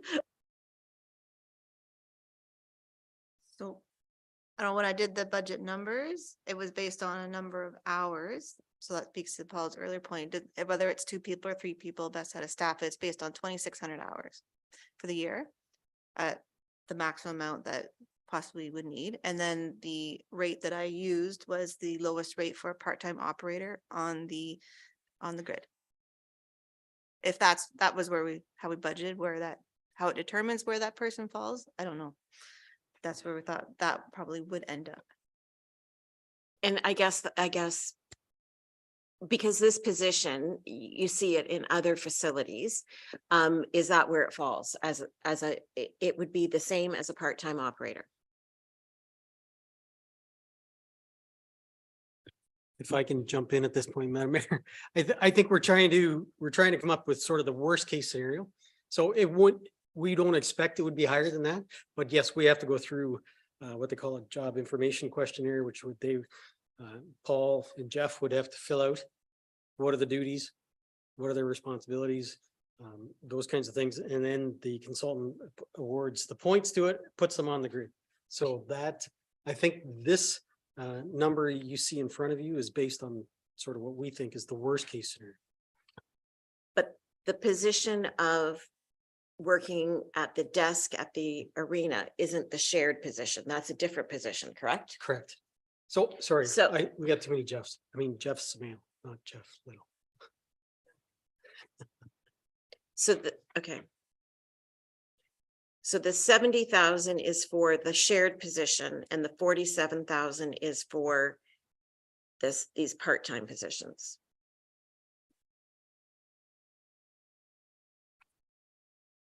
Or I've got that the wrong way. I've got that the wrong way. The 70 is for the front desk and the 47 is for the shared position. No, so No, because you got 35 Parks and Rec and 12 for Public Works on the 47. right, so the annual impact of that person is 70,000 for the shared position, but for this budget, we put it in for 8 months.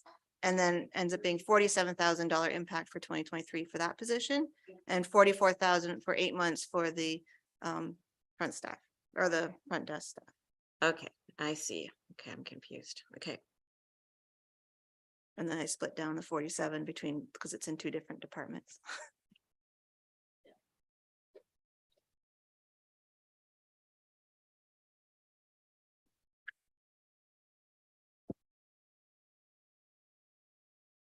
So in that same grid, if that as a part-time operator is also where we have part-time office assistants as well. It's all that same number. They're in the same level on the grid. If that's where you choose. If you choose new students, but that'd be less, but. And then the cost is not just that hourly wage, you have all your other costs you have associated with any employee. And that's included in those numbers. Mhm. So all your EI, CPP, OMERS, those kind of vacation pay and all that stuff. Hey, any other comments on the Parks and Rec? What's in front of us? Yeah, Well, Deputy Mayor. Just gonna comment, I guess that it'll be, I guess we'll look for Paul to see how that position, the front desk person evolves or people evolve and if it becomes a rotating, unfortunately, interviewing people every other week because they don't show up or because they're hard to get.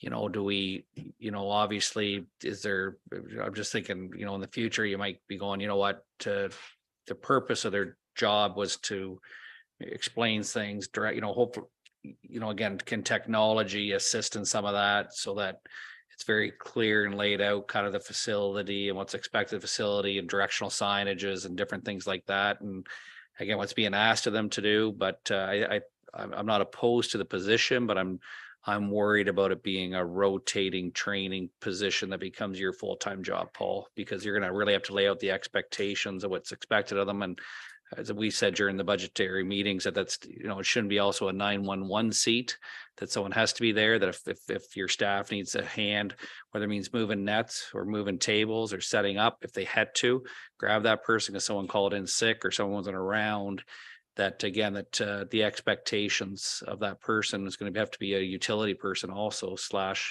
that job. I feel anyways, I don't, because if it's a 911 position, they can't leave it, then who's going to be covering when they don't show up? So anyways, it's gonna, yeah, or it might be something where next year's budget, it's eliminated, where it was either too frustrating or it was really good and becomes a full-time position, or technology assists with not having somebody. It just concerns me. It concerns me for yourself as far as commitment level, so.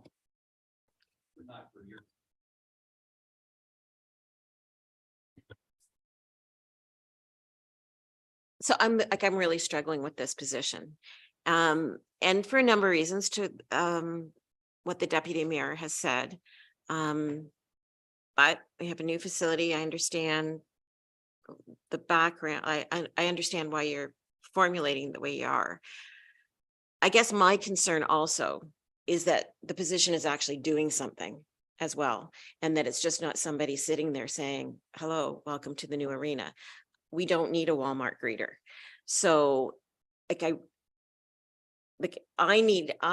to be comfortable with this and to be able to speak to it, I need to know that it's being tracked, that it is actually, the position is actually being used and there is value in it, because at this point, I don't see it. So that's just my point at this point. Okay. Okay, any other further comments on those items? Okay. Oh, sorry. Yep. So are your thoughts that should be earmarked for discussion, which is almost the end, to potentially, like, would we look at reducing, because it is an 8 month position to I think you said 2,700 hours, I think allocated, I believe. I believe 2,600. 2,600. Is this something to just, it is kind of new to yourself, as Madam Mayor saying, like, do we reduce that and realize that it needs to be expanded next year, knowing that it's worked out really well, can speak to it, that there was, as opposed to maybe going in with both feet. I don't know. So I don't know what your thoughts were. Like, you just Well, finished being I like, know. do you want to earmark it and put it in half? Do you want to earmark it and eliminate it? Do you want to just leave it? Like, That's- there's obviously value for it when the pool opens, because Oh, it'll be right, somebody right, there right, to right. take the money for the pool, for the So swims. that's- So there's definitely, I see the value, absolutely, of that, because you're not gonna have Paul sitting there taking the $5. You're not gonna have, so at that point, I don't know, do you start it then at pool season? and pool season and move on then through hockey season. I don't know. You've got it for 8 months. Which essentially is from May 1st on. Do we need it from May 1st on? Paul? If I may, to you, Madam Mayor. So this was based on the potential, fully open and operational new community center for that 8 months. Everything's ready to go, everything's set up perfectly, and we thought, once that would be a good time to introduce it. I think too, and maybe through Ron, you can correct me if I'm wrong on this. But as we've done, like when a new position comes up and we do the process of getting that to the consultant to determine the job description and all those elements of what we require that job to do would be in the job description. I believe we do typically bring that to council, correct? To, just to run by council, like this is the job, this is what we're looking at, to officially put it on the grid. I mean, at that point, that's where we have the full conversation. If those duties are as we, see fit. Yes, but there's one item I want to bring up, and this is an important item in my mind anyway. We don't know exactly what this is going to look like. And I think this budget or this recommendation from council or from staff reflects that. And that is why we're not proposing to increase the tax rate by that.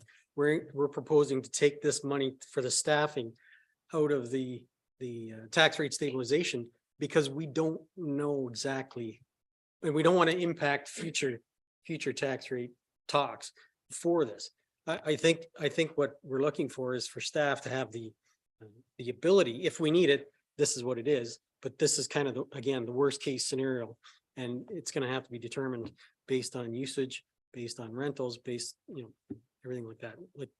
So I don't want to lose sight of the fact that we're not increasing the tax rate because of this yet, because we don't know what it's going to be. And that's why I think, the recommendation is that some of this money come out of the tax rate stabilization until we can get a better handle on what we actually need and what it's actually going to cost.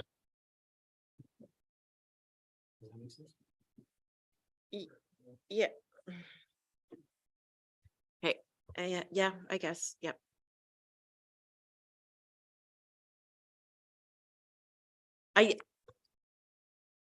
So 75,000 is coming out of tax rate stabilization this is the recommendation that we started the night off with. Okay. And that was a discussion of the finance committee that these positions were going to solely be paid out of tax rate stabilization. No. No. So if we don't end up paying for it, then we won't take $75,000 out of tax rate stabilization. If you take.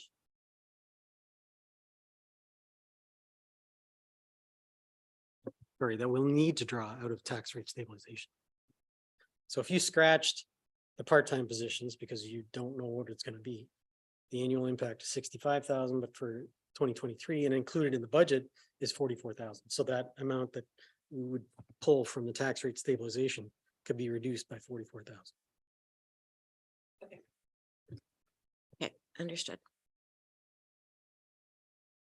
Right, any other, so I guess back to the question, does the position have to start May 1st?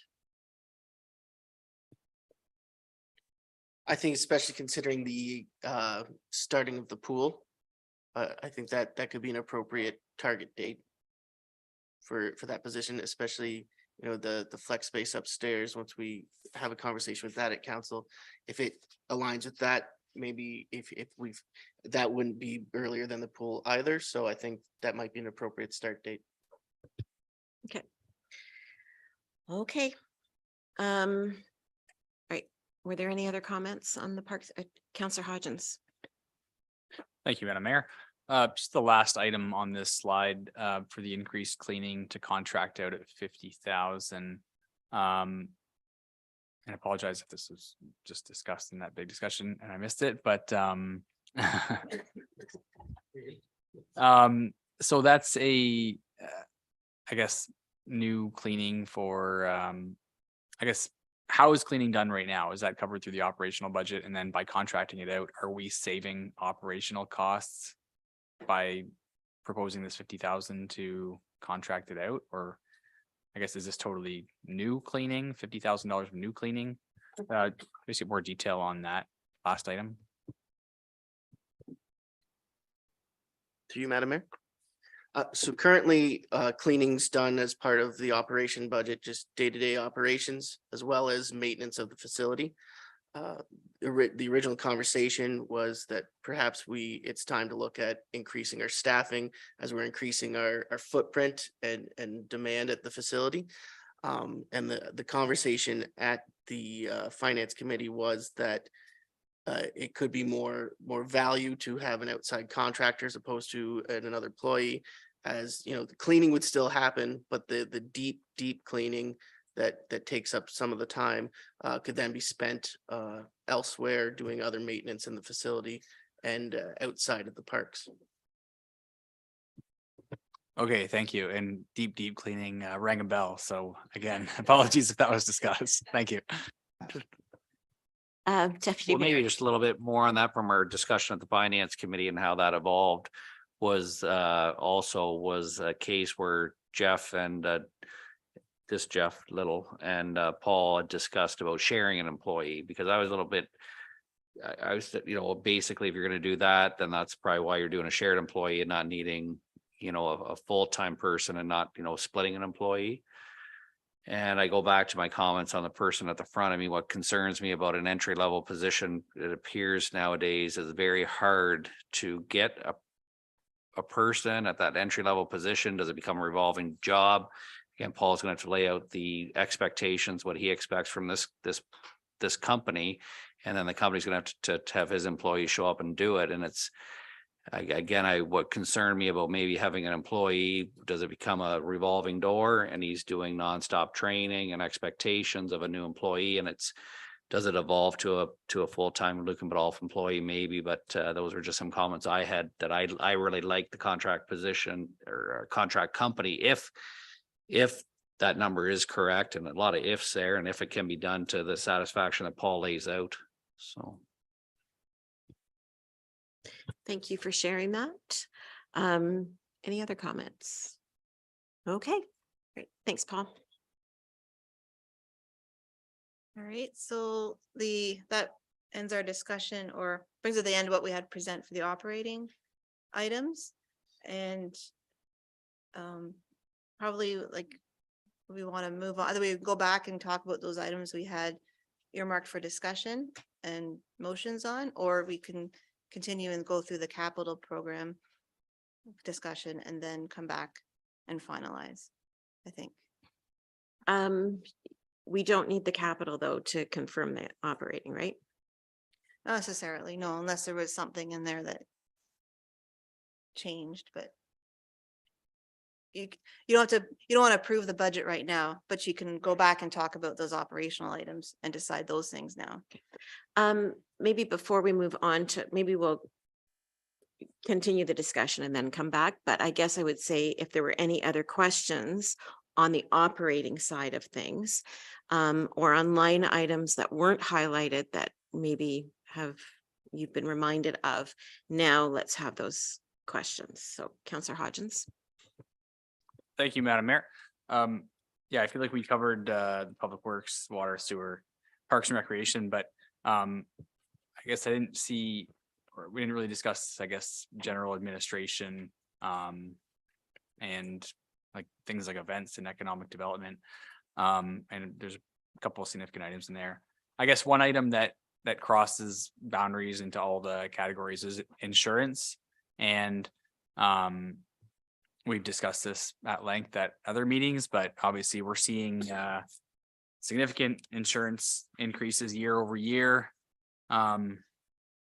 Upwards of doubling our rates in a matter of 3 or 4 years. So I know there was some discussion previously and within the memo that we are going to be looking at other options for insurance.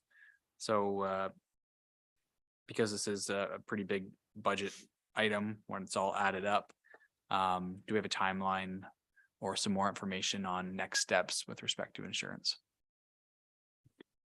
So through you, Madam Mayor, to Councillor Hodgins.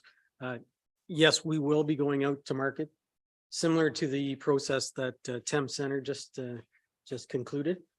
So our plan is to start that process in about probably May 1st. It's either May 1st or June 1st, depending on what the insurance agent from Stratford proposes, I guess. But what Thames Center, just to outline a little bit the process that Thames Center used, they used an insurance agent out of Stratford. So they did all of the work, basically going out to market for the various items, liability insurance, all the various types of insurance. So they were able to basically get them to do all the legwork, bring all the prices back to council and staff for decision, and it worked out very well to their advantage. There are differences, and that's the difficult part when you start comparing insurance. You want to get as best you can apples to apples, and I'm not sure that you're going to get exact apples to apples. But that's what the insurance agent is there to assist with. So again, my timeline, I'm going to start this process in May because our renewal date is September 1st.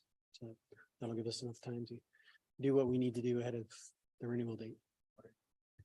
Okay, thank you. And so if the renewal date is September 1st, then we may be able to see some, I guess, for those couple final months of the year, some potential cost savings if we are able to reduce the rate. So thanks for those comments, Ron.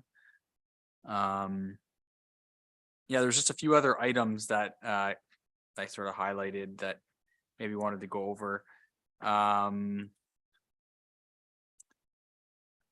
guess one being the Summerfest, Winterfest new strategy to sort of scale back that event. I'm supportive of that.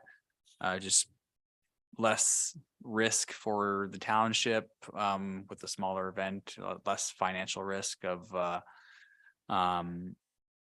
and I guess less other risks as well. So totally supportive of that and looking forward to seeing what sort of event or events we get planned out with our community and economic development committee.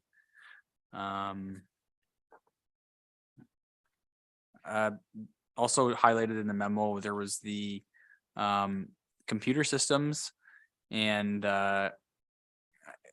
3 identified there that we kind of leveraged our modernization grant funding to get those up and running, and now we're sort of seeing the ongoing annual costs. So with those, with Keystone, Citywide, and Questica, I understand from some of the notes we're looking at a new program for Keystone. Is that gonna change the ongoing operational costs, or is there any way we can to minimize some of these costs because they are pretty substantial moving forward? And second question is, do we get any more funding through the modernization program, or is that funding all used up? Thank you. Well, with Keystone, we don't know. Eventually it's going to come to end of life, and at some point, maybe in the not too distant future, maybe it's 3-4 years from now yet, a lot of lower tiers in the county will go and look at something and move altogether. The cost of that is going to be significant. We do have some money set aside, earmarked in the modernization reserve to help move to that program. We don't know what that looks like yet, but it will be, it'll be expensive. Saying that, the other items so right now our annual fee for Keystone, that was the same. You'll see that was in the same in the budget as we going along in the past, but the increase is because now we brought on Questica and Citywide, and there's an annual fee, and those fees were discussed when we approved going with those programs. They were outlined at that time, knowing that was coming. And as far as modernization funding, our original funding, we did go through an earmark. We had to allocate all of that funding to certain projects so that we were eligible for the other intakes that helped fund the citywide program and the upcoming, other programs that we joined jointly with the county. There was a payroll program and a planning program and a procurement review. So to be eligible for all those programs, we'd allocate our initial amount. So all that's been allocated to various programs. And there's some money left there, but it's all been allocated. In the end, there might be some leftover bits and pieces that we didn't spend as much as we allocated that could be then used for other projects that went over maybe. So I don't know if there's more intakes coming or not, but it wouldn't pay for our ongoing costs of having those programs now in place. So that was a question that was brought up actually at Roma, was about modernization. So Minister Clark indicated that for the last intake, he was extending the deadline for the money to be spent, but he wasn't announcing any new intakes. And that didn't get a very good positive response. But, you know, I can tell you, like, I've had offline discussions with him because it has been successful in Middlesex County. And I think Middlesex County is like really taken advantage of that program. And I think Elgin County has, and I know I've got colleagues in Oxford that have expressed the same sort of, you know, desire that he continue with that. So, I mean, I don't think anything's off the table, but at this point, there's no new modernization funding available. Okay, thank you. And a quick follow-up on that one, just further to the Keystone and Questica systems. So Keystone is like the accounting system and Questica is the budget system, and they're two separate and distinct systems. I guess, is there an opportunity, like, is Questica, you know, is it really worth that much money just for a budget item, or is there any features within the accounting program that might do that? Or say when Keystone eventually expires, would we just have a single system to take care of that? And I don't know a whole lot about accounting, so you don't have to go into too much detail. The Keystone is not, well, it is primarily it's accounting, but it's the backbone to all our operations with all our billing software with water and taxes and accounting, basically. Right now, it's also our facility scheduler. In the future, when Keystone get replaced, is a new ERP, will it be all encompassing? Could it be all in one? Could it be financial program? Could it be for all that stuff I talked about with Keystone, but also a budget program within it? Could it be asset management in it? Could it be all these other things in one program? That would be ideal. So that's why we committed, I'm not sure what the citywide, I can't remember how many years, but the Questica was like 3 to 5 years or something and like that we've signed up for. And then we don't need to renew if we have it all in one spot. That would be ideal, but we don't know what that looks like yet. It's still too many unknowns, but a robust program ideally would like to do it all. But now we've put money into doing all these ones, but all these bolt-on systems, but could it be done better in the future? Probably, but speaking of the cost of Questica, it's a totally budget program. It's not used for accounting, or there's no billing services within it, those kinds of things like for taxes and water. It's purely for budget, but it does load in actual numbers from Keystone that can be used for analysis, and then other types of reporting can be generated from that, but it is a budgeting tool.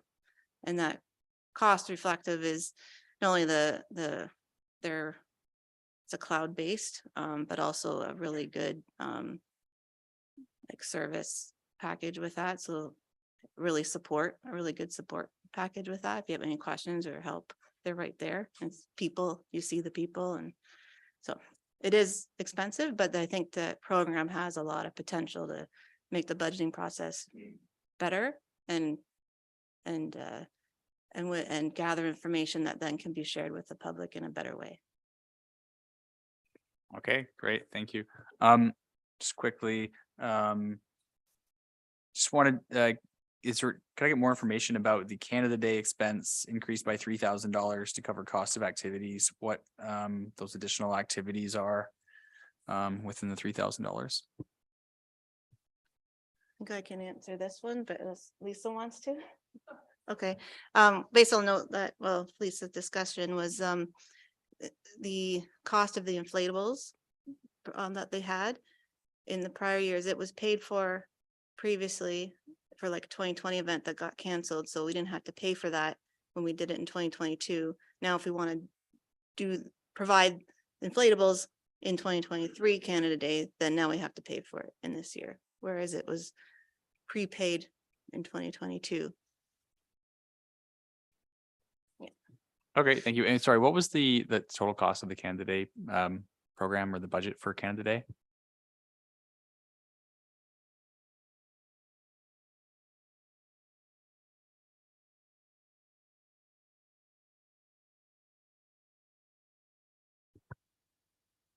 Canada Day budget is $15,000 for expense. That includes fireworks and the hot dogs and the cake and the inflatables and those kinds of things.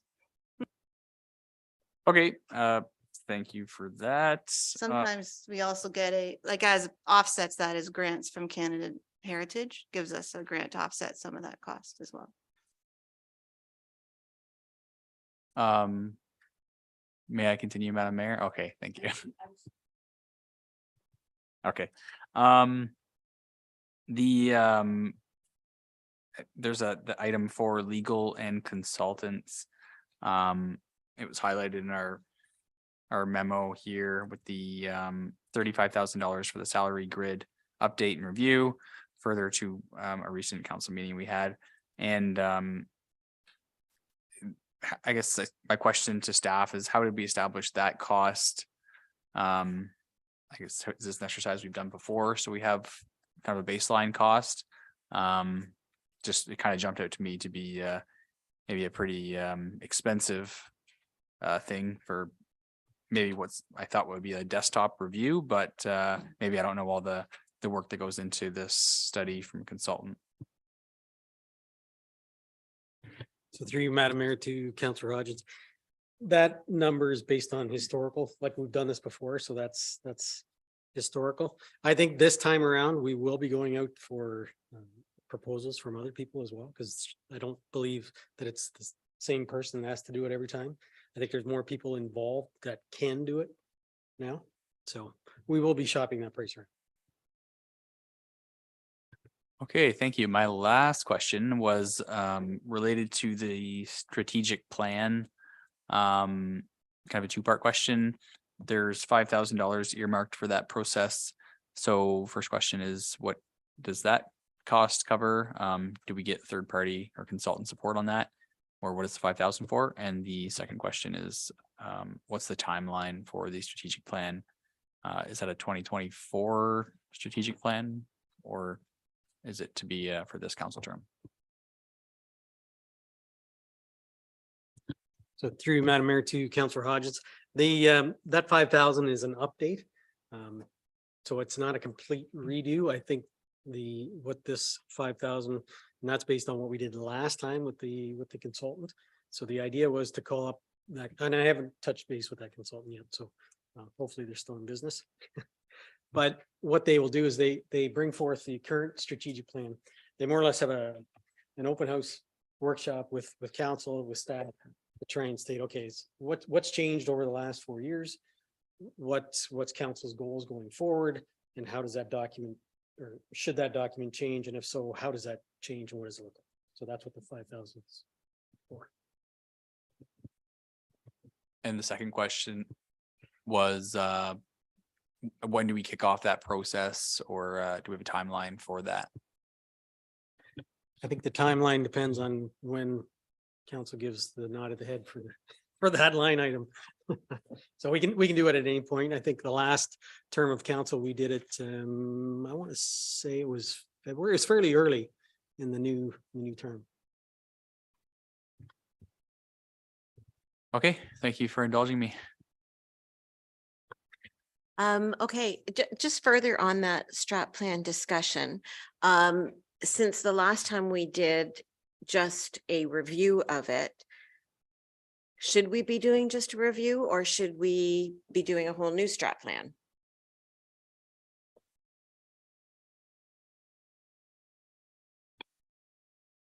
My best answer would be it depends on what council's wishes are. I guess we should do a review internally between staff and council first to review the existing one. And then to determine, is there enough things that are changed on it? And if it is substantial, then we may need more than what just an update to it. But again, we have to go through that exercise to determine that first, I think. Okay, all right. Any other questions on the operating side of things that either you want to review that we've discussed or anything that hasn't been brought up? No. Okay. I'll let Councillor Hodgins go and then. Sorry, I just missed one of my notes there. My question is, when do we get when do we find out where we landed with our 2022 operating budget? Like budget to actual, whether we ended up overall under budget, over budget?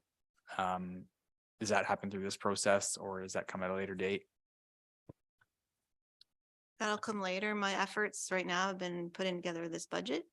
And once that's completed, then I'll start looking at 2022. And then so that the auditors are coming in April. So I have to have things ready to pass off to them the end of March.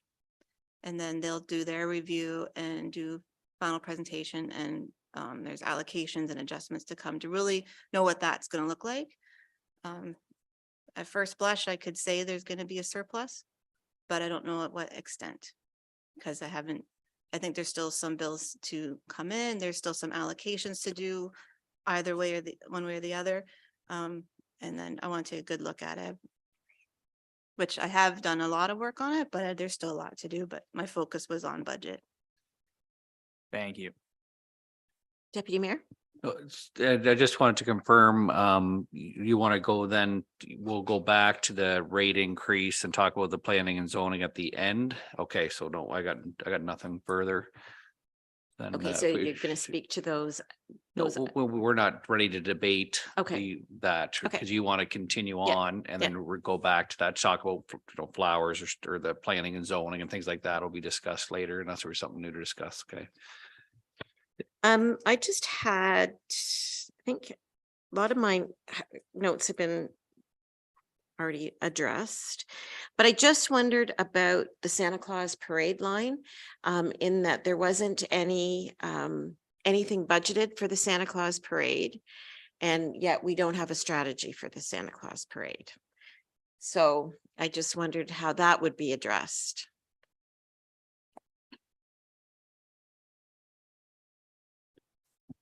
Mayor, I wish I had a good answer for that, but at this point, I don't.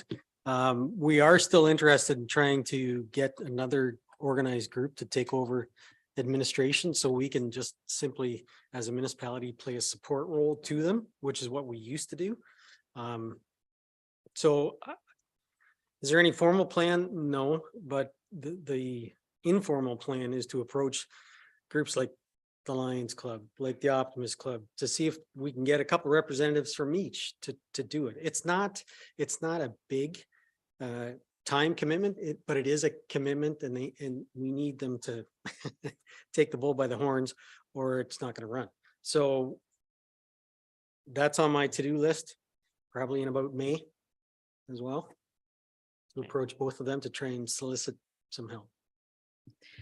So I guess the note would be that, if worst case scenario that we don't have people that step up, number one, then that's a decision that there's no parade, or number two, there is a changes to budget discussion where we do have to look at participating.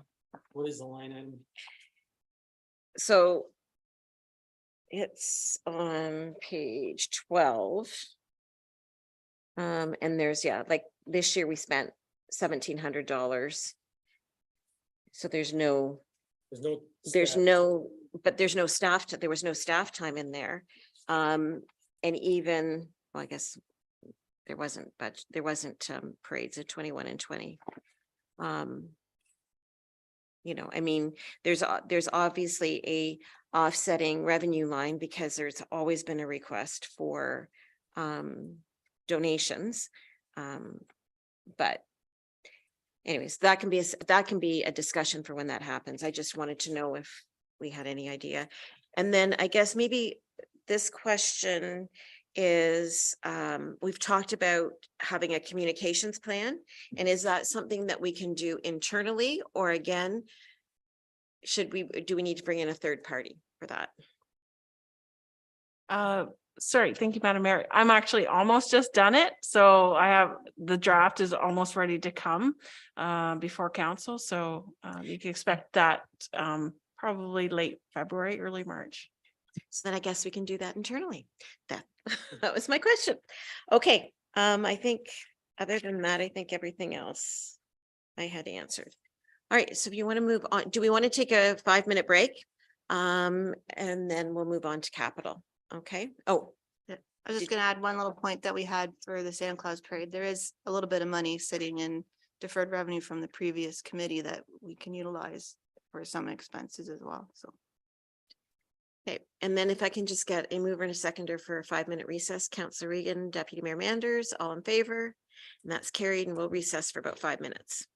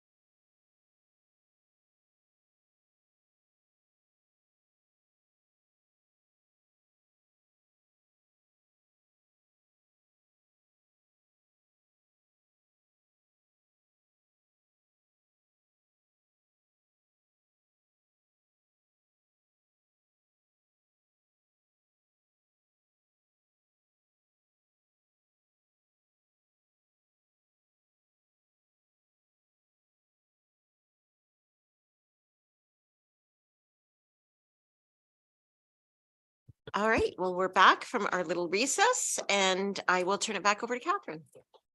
Okay, so we'll move along and we'll, next in our agenda is talk about the capital budget projects. So before we start talking about the projects, we talk about our different sources of funding, and we have in there what our CCBF is going to be, which it used to be called the gas tax, our allotment for this year, and there might be some leftover from 2022 once we finalize those reporting.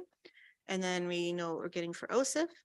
And then we dig into if there's any grants, donations, developer contributions, if any, and then use our reserves. And if we depleted all those options, we look at loans. So within our capital budget, we have some debt repayment that we're working on, which is a couple of loans there that you can see. And then we will be adding loans for the 3 major Parks and Rec projects this year, namely the community center, soccer complex, and pool rental. Once those are done, we can finalize and go into a long-term loan. Right now, we are set up to tap into a construction loan if we need it. So kind of like a pre-approval there. So moving on to the projects. For under administration, we have the HR.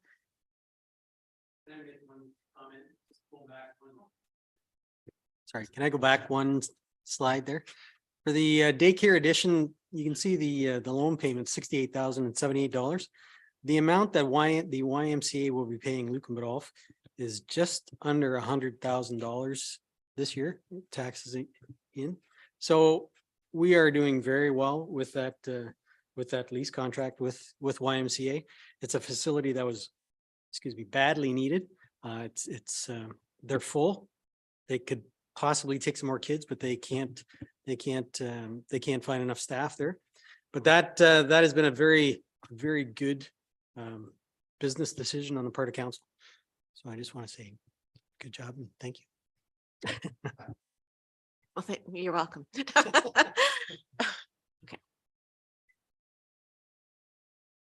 Okay, so on the administration projects, we have a carryover from 2022 is the HR payroll software solution that's in progress. That's a joint project with the county, and that comes right from the modernization reserve. We also have a new phone system that was identified in the IT budget last year, 12,000, but I moved it to capital for 2023. They had to order product for the new phone system, but it wasn't going to be in until this year. So that'll be a project for this year, as our current phone system is no longer supported. And then we have the fire services master plan, and we had earmarked 60,000 in the modernization reserve for that. Any questions on any of those ones?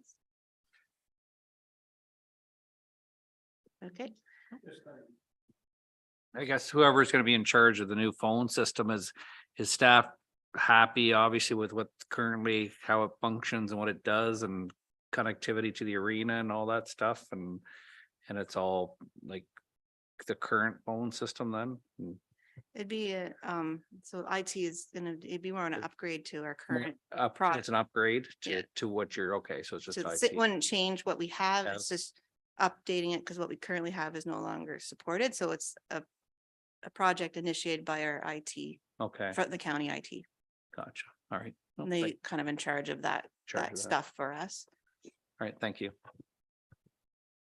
Actually, sorry, just one question, and the decision to pay for the fire masters or service master plan from modernization, I thought the DCs were going to pay for it.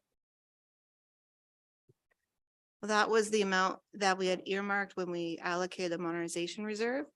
If it comes up that can be in the DCs, then it's not currently. If it can be, then we would just have to be able, we could pull less from the modernization reserve.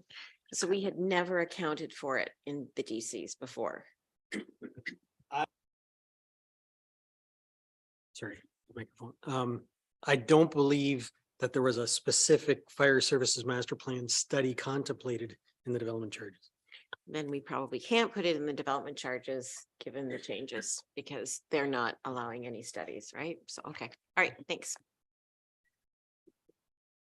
Okay, the other projects under administration are listed there, but I'm gonna ask Lisa to talk about the band shell project.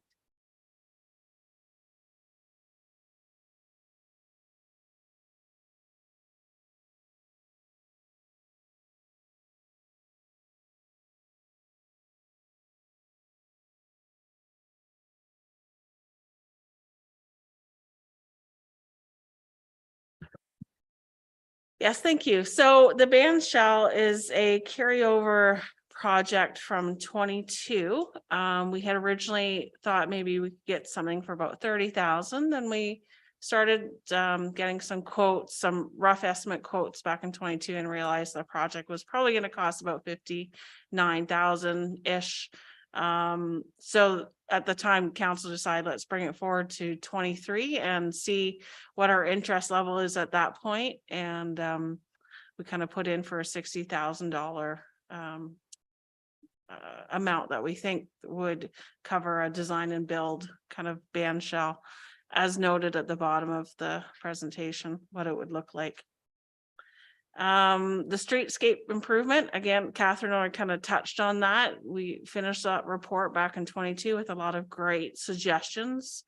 As staff, we've kind of talked about what some things we could potentially do on our main street, given that we may have some significant vacancies in the main street, and how can we keep our downtown kind of looking alive and thriving.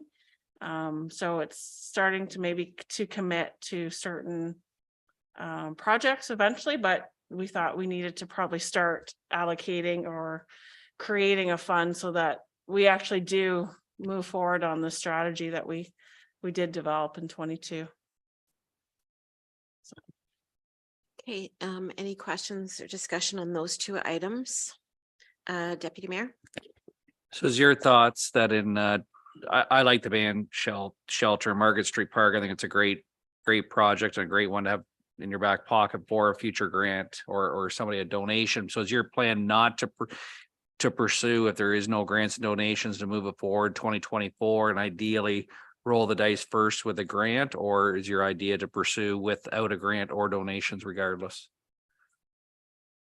I would like to probably go forward with this on 23. I don't know if there would be any grant as such that we've kind of looked over that would fit this project specifically, but I have been in very vague discussions with a community organization that might want to contribute to this project, but we haven't had those formal discussions quite yet. Councillor Russman? Through you, Madam Mayor. Lisa, just a question about the band shell. There's power there, right?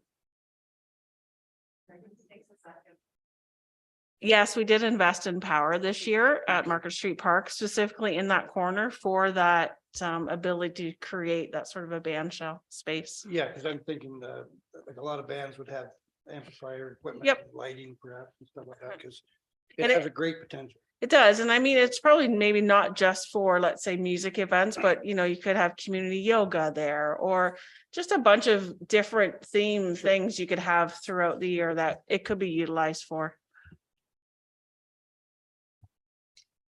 Any other comments on those two items? Councillor Hodgins? Thank you. With respect to the band shell in Market Street Park, yeah, I think it's a great idea. I'm just thinking back to some procurements that we had in 2022, where we didn't get a whole lot of interest, and maybe the industry was just busy, and wondering if what our strategy is going to be this time, to, whether we're going to design it and then tender it to be built, or is this going to be more of a design build? I seem to think that it was the design build option that was a bit harder to get interest in. It's probably best to easier to have it designed and then hire someone to build it. But just wondering if we have any of those plans yet or thoughts on that, or if that would get hashed out later.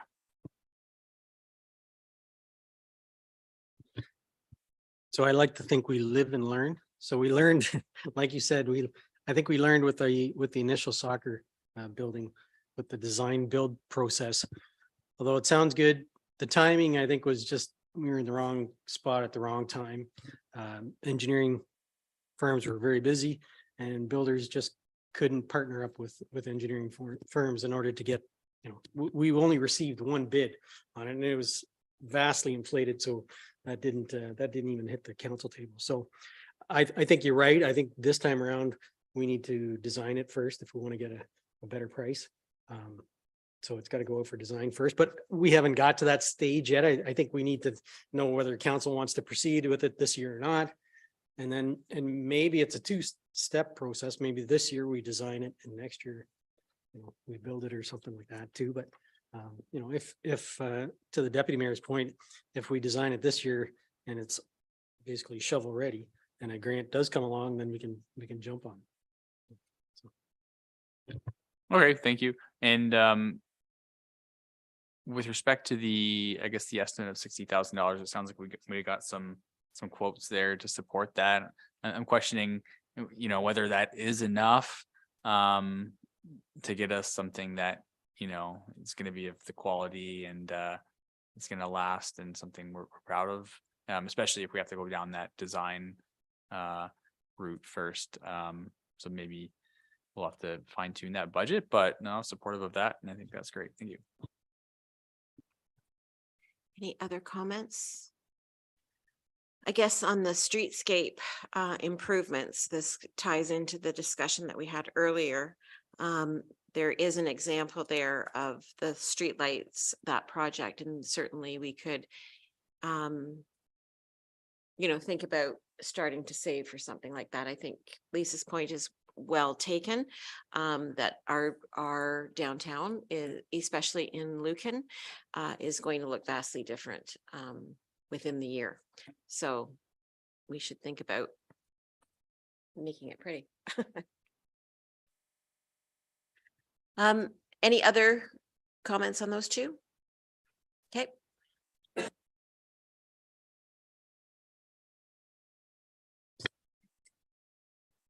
So for the Parks and Rec projects, we do have several projects that were carried over from 2022 that will be completed this year. Mainly the community center phase 2 renovation, the soccer field complex, the pool upgrade, and then the multi-purpose athletic courts in Spencer Park and playground equipment in Spencer Park. So that's all stuff that was discussed for the budget in 2022, or new projects that were adopted in 2022. The new stuff coming up, I'm going to let Paul talk about. Thank you, Catherine, and through you, Madam Mayor. The first item under new capital projects, something that's been of concern over the last few years is there's been several safety concerns raised about the Granton ballpark lights. We have invested money almost on an annual basis to have these lights re-aimed and fixed. It's coming to the point they are due for replacement in 2026. We did feel it was appropriate that we should have this discussion at Capital, whether we should invest in this now as opposed to waiting, as there are safety concerns about lighting of the field and even the poles themselves. There's been some safety concerns of, they're old, they're leaning, they're not in perfect shape. Our hopes are that if we do invest in this, that we can attract maybe more users to the Granton Park, and maybe if we invest in it, other aspects of the ball diamond could maybe then say either a Granton Park committee or other community groups might want to assist to invest in that as well and improve it even further, or even the minor baseball association. But I think this is a good first step to investing in that ball diamond. It is a good ball diamond, but there are safety concerns there. Nothing. Moving on. Okay. The second item there are the furnishing of the community center. We all know that there's going to be items such, tables, chairs, seating for the heated viewing area that will need to furnish the facility. This number's been estimated on after pricing out kind of what our estimate is, what we think we will need to furnish the facility. There are different options we have discussed. When we come to say the 6-foot tables and chairs, Possibly we could reduce that number based on the actual demand of use for the facility. And there may be other options for, say, larger events, maybe renting tables as opposed to purchasing new ones. But this number is based on what we think we will need. The other item identified there is the recreation master plan. This number was provided to us as a good estimate from the consulting firm that did do our Parks and Rec master plan in 2015. This was a recommendation of the Parks and Recreation Advisory Committee that we should look at doing an update of this plan. And I believe it was stated there, similar to we've done with our other plans, master plans, it's not a complete redo. So our hopes are, and we've been kind of discussing with consulting firm, that this number could be less. It just depends on the depth of the plan that we want to go into, and as well as how many meetings and what's exactly required of them compared to staff. And I think, but this is a good place mark for that number. The next item for capital discussion is something that we want to bring forward to council for a full discussion on how we'd like to proceed with the flex space in the new community center. I think a good conversation we have at council about how we want to operate that space, and it might be appropriate to go out for proposals or versus running ourselves. I think a full report is appropriate to bring that forward to council before discussing any capital costs associated with that. And the next item is the EV charging stations for the community center. We do have provisions in the community center plans for 3. This budget number is based on some affordable chargers that we have that we've been able to discuss, as well as some of the electrician charges for installing the units. There's some good conversation I think we can have on that, especially when it comes to our ESG road mapping in the future. Even this could tie in with our energy monitoring. And I could even, it helps set us on the right path towards a carbon neutral or even carbon negative facility. So I think there is good potentials there, and even more conversations. Some of the conversations I've had developing this number is, I know there's been discussion in the past how we want to offer that service to the community. And I think the monitoring tied in with providing the chargers, there's options that we can offer it in different ways, and we can really have that good discussion at council if it's something we charge for, something we provide for. But I think the monitoring tied in with that will be key. Okay, thanks, Paul. So on these capital project suggestions, discussion, Deputy Mayor Manders, and I think then Councillor Reagan, you had your hand up too.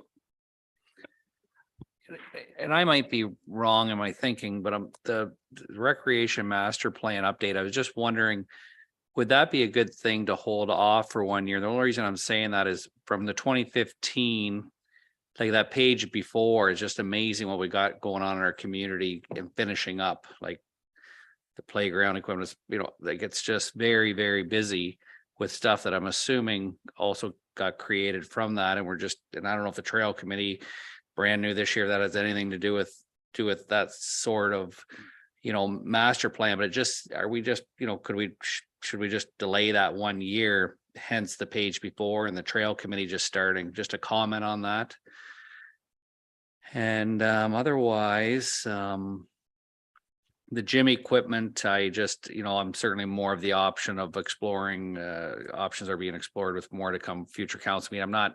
I'm not really interested in our staff or community center ourselves turning it into a gym myself, but anyways, just a comment on that. Thank you. Okay, Councillor Reagan. Oh, sorry, Paul, did you have a comment from that? Sorry. Yes, just through you, Madam Mayor, just in reference to the Parks and Rec master plan, just to provide some background. So at the Parks and Rec Advisory Committee, there is a lot of discussion that the Lucan Biddulph now compared to Lucan Biddulph in 2015 has had such a change that it doesn't properly reflect our community. And when we use it we reference back to it for grants and we reference back to it for planning of projects, that it'd be nice to, instead of waiting till it's due in 2025, that it'd be appropriate to go now. So we're not getting behind on, properly looking at that plan to reference back to how we're making decisions for the community moving forward. Councillor Regan. Thank you, Madam Mayor. Actually, Deputy Mayor, that's what I was going to ask about holding it off, and then whether it can, considering what's happening and what it's going to look like at the end of the year, maybe going in 2024. So, and I just wanted to make sure that the Trails Committee as well as that's part of the master plan update as well. But that question's been answered. Thank you. Right. Councillor Hodgins. Thank you, Madam Mayor. In reference to the previous slide, the carryover projects from 2022. Seeing some like the deputy mayor was saying, we got major projects ongoing here, and just seeing some of those that are being funded through the Parks and Rec reserve, or the loan payments being financed through that. Just looking at the reserve balances that were attached, seeing projected balance at the end of 2023 of 271,000. And with all of these significant projects with very big costs, are those reserve balances in the Parks and Recreation reserve going to be sufficient to cover the future loan payments, and as well as these other potential projects that are being proposed on the next slide? Just kind of looking at the overall financing for these projects. Parks and Rec is very busy, and how's that gonna all work out to staff? In the reserve summaries that I gave you, I do have incorporated into that the potential loan payments and the $230,000 for the ballpark lights. Whereas the furniture I was suggesting coming out of the building reserve, and the master plan would be the modernization reserve. When we get to the gym equipment, it depends on which direction that goes. If we purchase the gym equipment, then that would have to come from probably the Parks and Rec reserve, or move money from a different reserve. And then the charging stations, depending on what those cost, but that would be, right now we're thinking it'd be less than $10,000. So it would be, be able to use that reserve in there. And then next year, when we go to do budget, when we have the loans established, we'll know what those loan payments are gonna be. And then we'll still contribute to that reserve through our regular contributions, which would hope then support those things, and then see what else future projects come up. Would be a discussion we have at future, but ideally someday we're gonna have to do more of a long-term plan. That would be a goal of mine, to get more of a long-term capital plan in place, so we can make sure our reserves are in place. Like we have something like that for equipment reserve. I'd like to do that. And I've started doing that for the Parks and Rec, but not seeing what future projects are coming. Maybe some of that will come from the master plan update, see what else needs to be improved, or if there's potential for new projects, or we've got everything we need. Because there's also, of course, the skate park coming up, to where that's going to be, if that gets moved or where, but I'll have to come from somewhere. Probably from that reserve. Do we then in 2024, do we need to increase our contribution to the reserve, or move money from a different one? Right, okay. So I guess, but looking out maybe over the next, I don't know, say 5 years, based on the big projects that are going ahead, like are we gonna have, are you comfortable that, like, with where the reserves stand right now, and what those loan payments are gonna be annually, that, or are we gonna have to be, like you say, making significant contributions into that reserve to cover our future loan payments? I have done a schedule up of what my expectations or my predictions are for the Parks and Rec, based on the loans, and over, depending on what time frame we take those loans out for. And if we increase our Parks and Rec reserve contribution by a certain percentage every year, then the balances will be favorable. Unless there's some big project that we don't know about comes up, that will throw that off. But you could have like a $200,000 buffer in there based on my predictions. Okay, thank you very much. Just further comment to the other proposed projects. I think the gym equipment really interesting, and something that I would be interested in seeing more information about.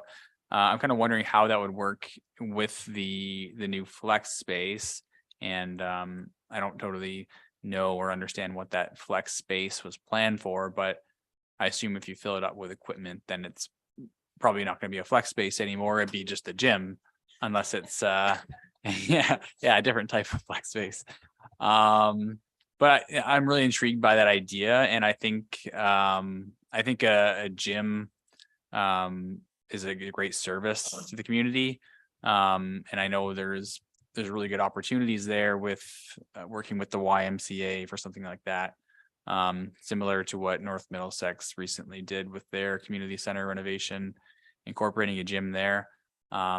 It's a great facility. It's kind of small, but it's like a great community there. It's very well run by the YMCA, and I think maybe similar to the daycare business decision, I guess it looks like there's some great opportunities there potentially. So looking forward to seeing, I guess, more information at council. But if that is going to come in a future council meeting, does that mean that we're not allocating funds or making a decision on that through this process? Thank you, through Madam Mayor. Just to provide some background, when we did originally submit for the grant funding, we did always identify this flex space as potential gym equipment. This was our solution because we did have to kind of reconfigure the plans going forward to submit it to ICIP, where we removed a walking track that was originally proposed. It helped get our budget to where we needed it to be. And this was always kind of proposed at the Parks and Rec Advisory Committee as, kind of our solution towards that. It's been deemed, it's got the name the flex space over the time of this conversation, but it's always been kind of intended for this purpose. The reason we wanted to earmark it on here is that it is an unknown, because we've come across very different scenarios in many different communities and how these gyms are run and by what different companies, whether it's private, whether it's internal, whether it's a partnership. And we just didn't want to lose sight of it, that there could be a capital discussion there, because even some of those partnerships, I believe the municipality still has to do the capital purchase off the top for equipment. So we just wanted to earmark that it could be a capital discussion. Okay, thanks, Paul. What do you know the dimensions of that space? Approximately. Not right off the top of my head, but I can get that back to you. I'll have that included as part of the council discussion to that space, because I think that's important for people to know the layout. It is quite a large space. It's a nice size space. Yeah. And we did, when we did the planning, we did make sure that there was adequate power for this type of usage. So there shouldn't be any surprises there with having to upsize power supplies. Okay. And with respect to the Granton ballpark lights cost estimate of $230,000, how did we arrive at that cost estimate, and what does that include? Yes, so that cost estimate was originally received through the program we'd use at LES to upgrade the Lucan ball diamond lights. It's more, this had that was a 218,000 that one had come in, but this was to do with, the changing market and all those things. We'd received that number to start off to apply for a grant originally, because we were hoping, there was complaints coming forward about the grant and ball diamond lights, and we thought 2026 was a long way away. Maybe we could apply for a grant to try and deal with that issue sooner rather than later. We weren't successful with that grant. But since then, discussing this at capital budget, We did reach out to our contractor that does a lot of our street lights and has done a lot of the repairs for us with the ball lights, to say whether that's still a reasonable cost estimate for a reasonable, a cost-effective solution. And 230 was deemed that it was still appropriate for that kind of thing. Because it is a very old ball diamond. We've done some improvements to it over the years. I think significantly in 2016, I believe we did a lot of major upgrades to it, partnered with the Granton Park Committee. But the ball lights were never done. We did have to do some investment into it a few years ago, I believe 2018, 2019, because the ballasts in it had become dangerous, wires had become exposed. So we have started, it's getting to the point we're starting to have to invest in it on an annual basis. And I think, we don't want to get to the point where they're dangerous, and we also don't want to get to the point we're putting too much money into it where we should just be replacing them. Okay, thank you. Okay, are there any other comments on what Paul has presented? I had the Granton ball lights on my list, and I appreciate the background, because I mean, there were years when we didn't turn them on, then we found a way to turn them on, and I knew that there had been an investment. So, but that was in 2018, you think, 2018, 2019? Yeah, and okay. And can you remember how much that was? Not right off the top Okay. of my head, but Okay. electrical is never cheap. Yep. And then it was significant, and we were to the point where, there was exposed wires. We had Right, to right, actually right. No, cancel. yeah, no, I remember all rentals. that. I remember all that. I think it's probably, yeah, I think to your point, rather than keep sinking money into it and waiting until 2026, it's probably wise to move on that. Okay. Okay. Next.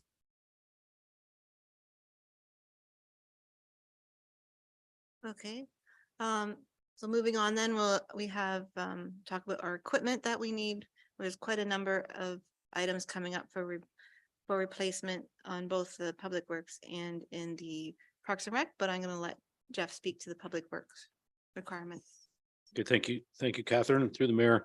To start with, we have our backhoe. It has been ordered. We're just waiting on delivery.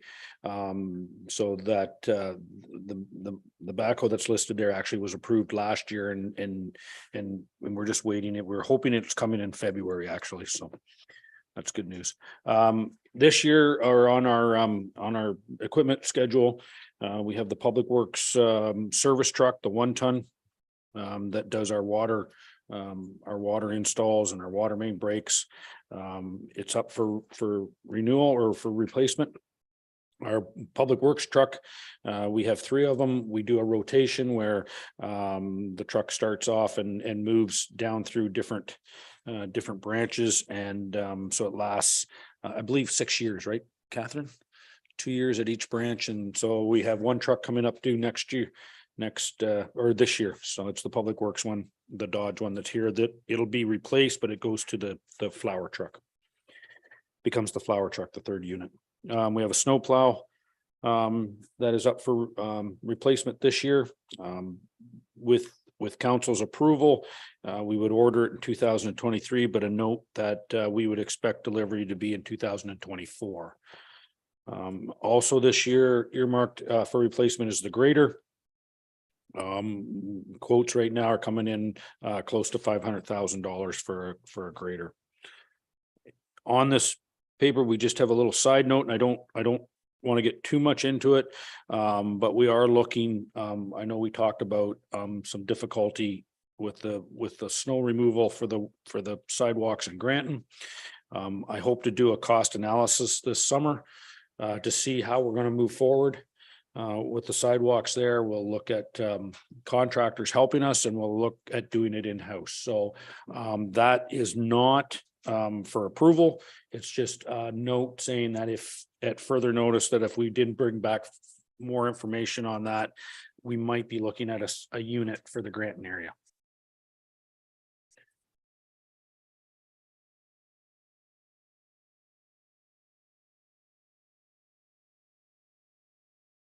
Okay, thank you, Jeff. Counselor Reagan, you've got your hand up. Okay, thank you, Madam Mayor. Jeff, just a question about the snowplow and the grader. Is when you're saying they're up for replacement, so, and is it a ministry thing where we have to replace them so often, or is it just because they become really old? Can they be fixed? Like I know with the fire trucks and things like that, there's a certain length of time and then you have to replace it. This is the same thing with the grader and the snowplow. Yeah, and through the mayor. So there is guidelines on replacement equipment. The ministry does label those guidelines and you can adjust those guidelines to suit your own, how you're using the equipment. So in our case, I believe Catherine we have a long-term equipment replacement program. And in it, I think we label the pickup trucks at 6 years. Like every piece of equipment has that label on it. I believe the grader is 18. 15 years. So each piece of equipment has that. And as the money's collected and put in the reserves based on those numbers. So we know the grader, for instance, if it's a replacement every 15 years, then we're collecting and putting that money in the reserves for that replacement. All right, thank you. No, I just think it's important for ratepayers to know that's just how those decisions are made, because these are really big ticket items. So thank you very much. Thank you, Madam Mayor. Great. Any other comments on Jeff's list? I guess it's a couple questions.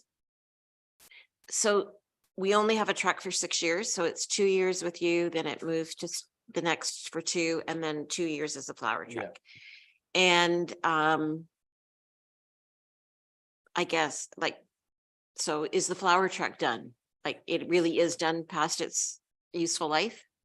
Yeah, Madam Mayor, there's considerable rust. There's some panels missing. There's definitely a need for by the 6 year replacement. Yes. 3 years, 2 years, 2 years. So it's really, that one's like 9-10 years old right now. Okay, so it's 9 years. Okay, that is better because I was thinking 6 years seems a little like a short life. So, okay, so it's really 9 years we keep a pickup truck in circulation. Okay, all right, that is better. And then I guess with these purchases, would this be the sort of thing that you would use the procurement officer through the county, or you would use this canoe system? Like how are we gonna, yeah, there's all these options now available to us. How are we gonna get these purchases? With the Madam Mayor, with the canoe and the joint purchasing programs that we're starting out at, we certainly will look into it. I'm not sure guaranteed that they'll all be used in it. A pickup is a pickup. Particularly in a municipal pickup, there's not a lot of difference in it. Sometimes, again, a grader is a grader. Again, there's certain options, but snow plows can be a little bit different. So I wouldn't say that we're going to use, say, the canoe program and buy everything, but we certainly will investigate and see what is a good option to put that way, or whether it's better just to go directly to tender. And then I know with the fire trucks, that's all US based. We can't get a fire truck through Canada. Like it's very difficult for us. So can we get these? Like, are these Canadian dollars, or do we have to? We are affected by American dollars. There's no doubt about it. These are Canadian dollars in the budget. But yeah, global economy, we do have Canadian suppliers that will buy the equipment through. Whether, for instance, whether a grader is made in Brazil, America, it can come from anywhere in the world. But trade around the world depends on American dollars. So we can feel the pinch if the American dollar strengthens, or we can benefit if it weakens too. Any further comments, Deputy Mayor?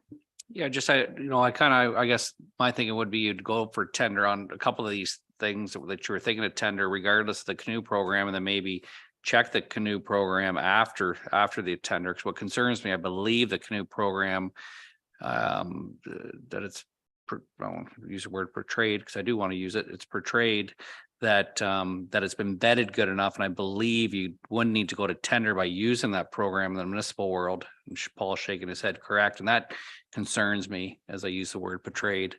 So yeah, so I would, I think the canoe program is great for checks and balances and to see, but I want to be careful that we feel that it's been vetted that good. So. Any other comments? Okay, The next one is the Parks and Rec capital equipment. Paul. Thank you, through you, Catherine, through you, Madam Mayor. The first item on for capital replacement is the ice resurfacer. It's come up on the asset management schedule for replacement. This is a very important piece of equipment for maintenance and operation of the community center, the ice rink. One of our biggest revenue generators of the community for Parks and Recreation. And part of that costing there is adding a laser level to the system, which is to improve the ice efficiency and safety, better quality of ice.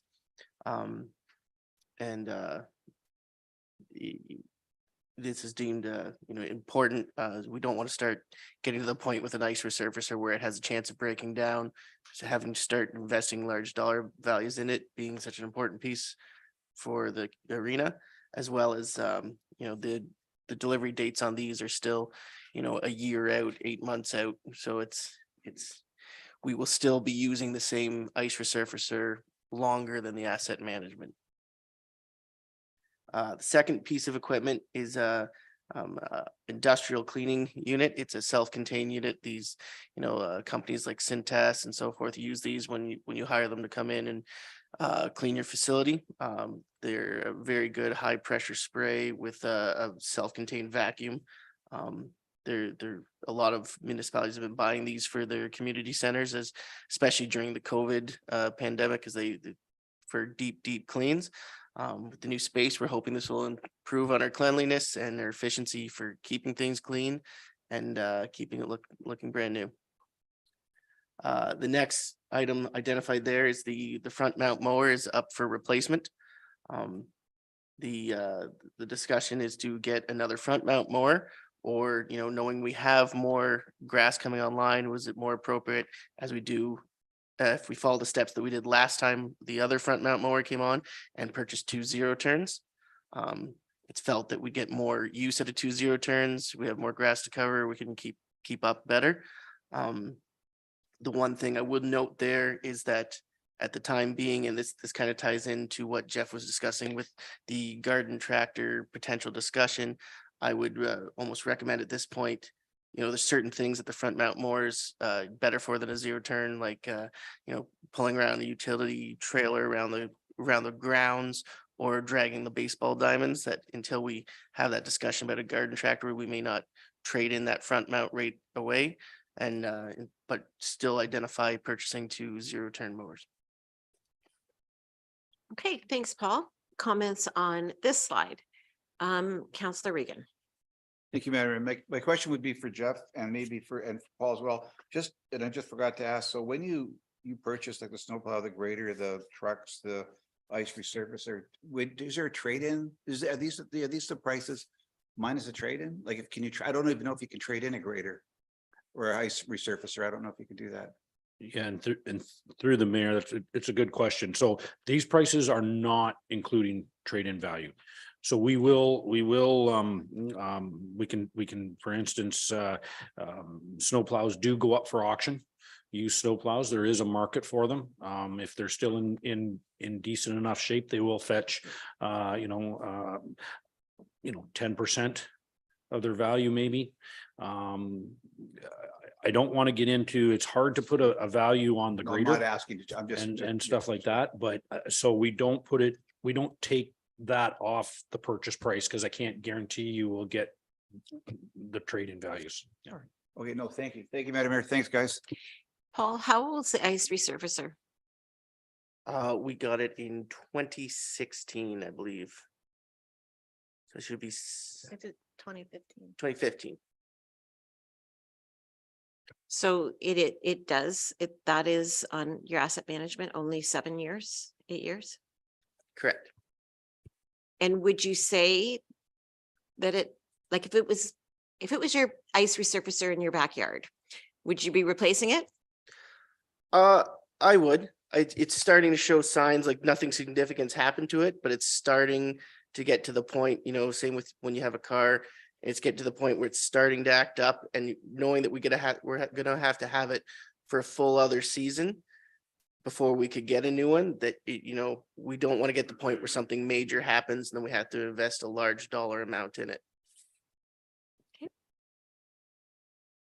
Is that something that I'm not saying I'm interested in it. Is that something you're interested in, looking into the like battery operators opposed to propane and those? Is that probably the route you'd go, or are they still a feel good thing and really expensive? So this price is based off of propane ice resurfacer, which is what we currently use. As we find, the price of propane has still stayed fairly decent compared to other methods. Natural gas, there's the whole other capital investment of you'd have to install the whole natural gas fill station. As well as the electric, there was a lot of debate going around. We've talked amongst our peers.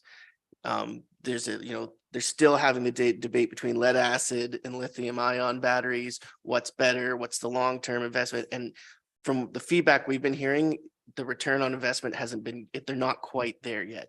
I mean, that is something that's good to work towards, but propane is still it's a very good fuel. Was that it? Any other comments on the Parks and Rec equipment?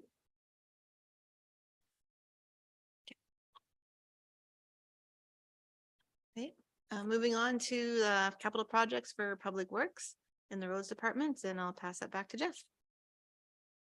Okay, we'll start off, we do have a carryover on the Alice and the Saintsbury construction.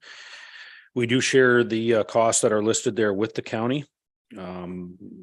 As we go through it, just to give council a little bit of brief update, we have completed most of those contracts, and the contract are coming in under budget.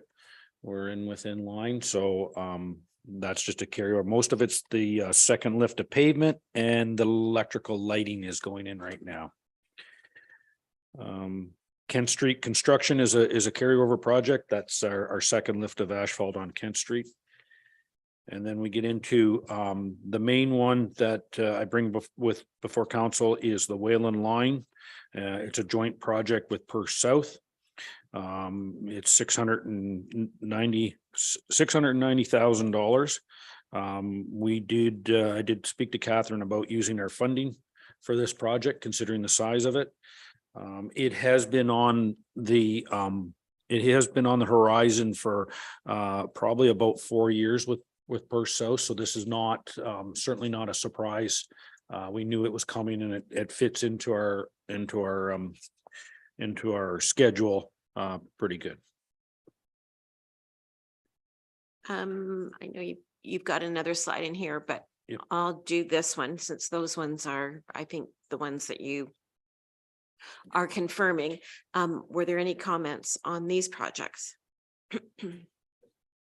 Councillor Hodgins and then Deputy Mayor Manders. Thank you. With respect to the Wayland Line project, is that a 50-50 cost share with Perth South? And I guess who initiated that? Was it us? Was it them? Or like you say, it's been in discussion for a while, but I guess what's the driver for the project? Yeah, and through the mayor, they maintain, it's a town line road. So it is owned by both of us, but those sections of road is maintained by Perth South. So they are the ones that will overview the project and tender tender the asphalt. Not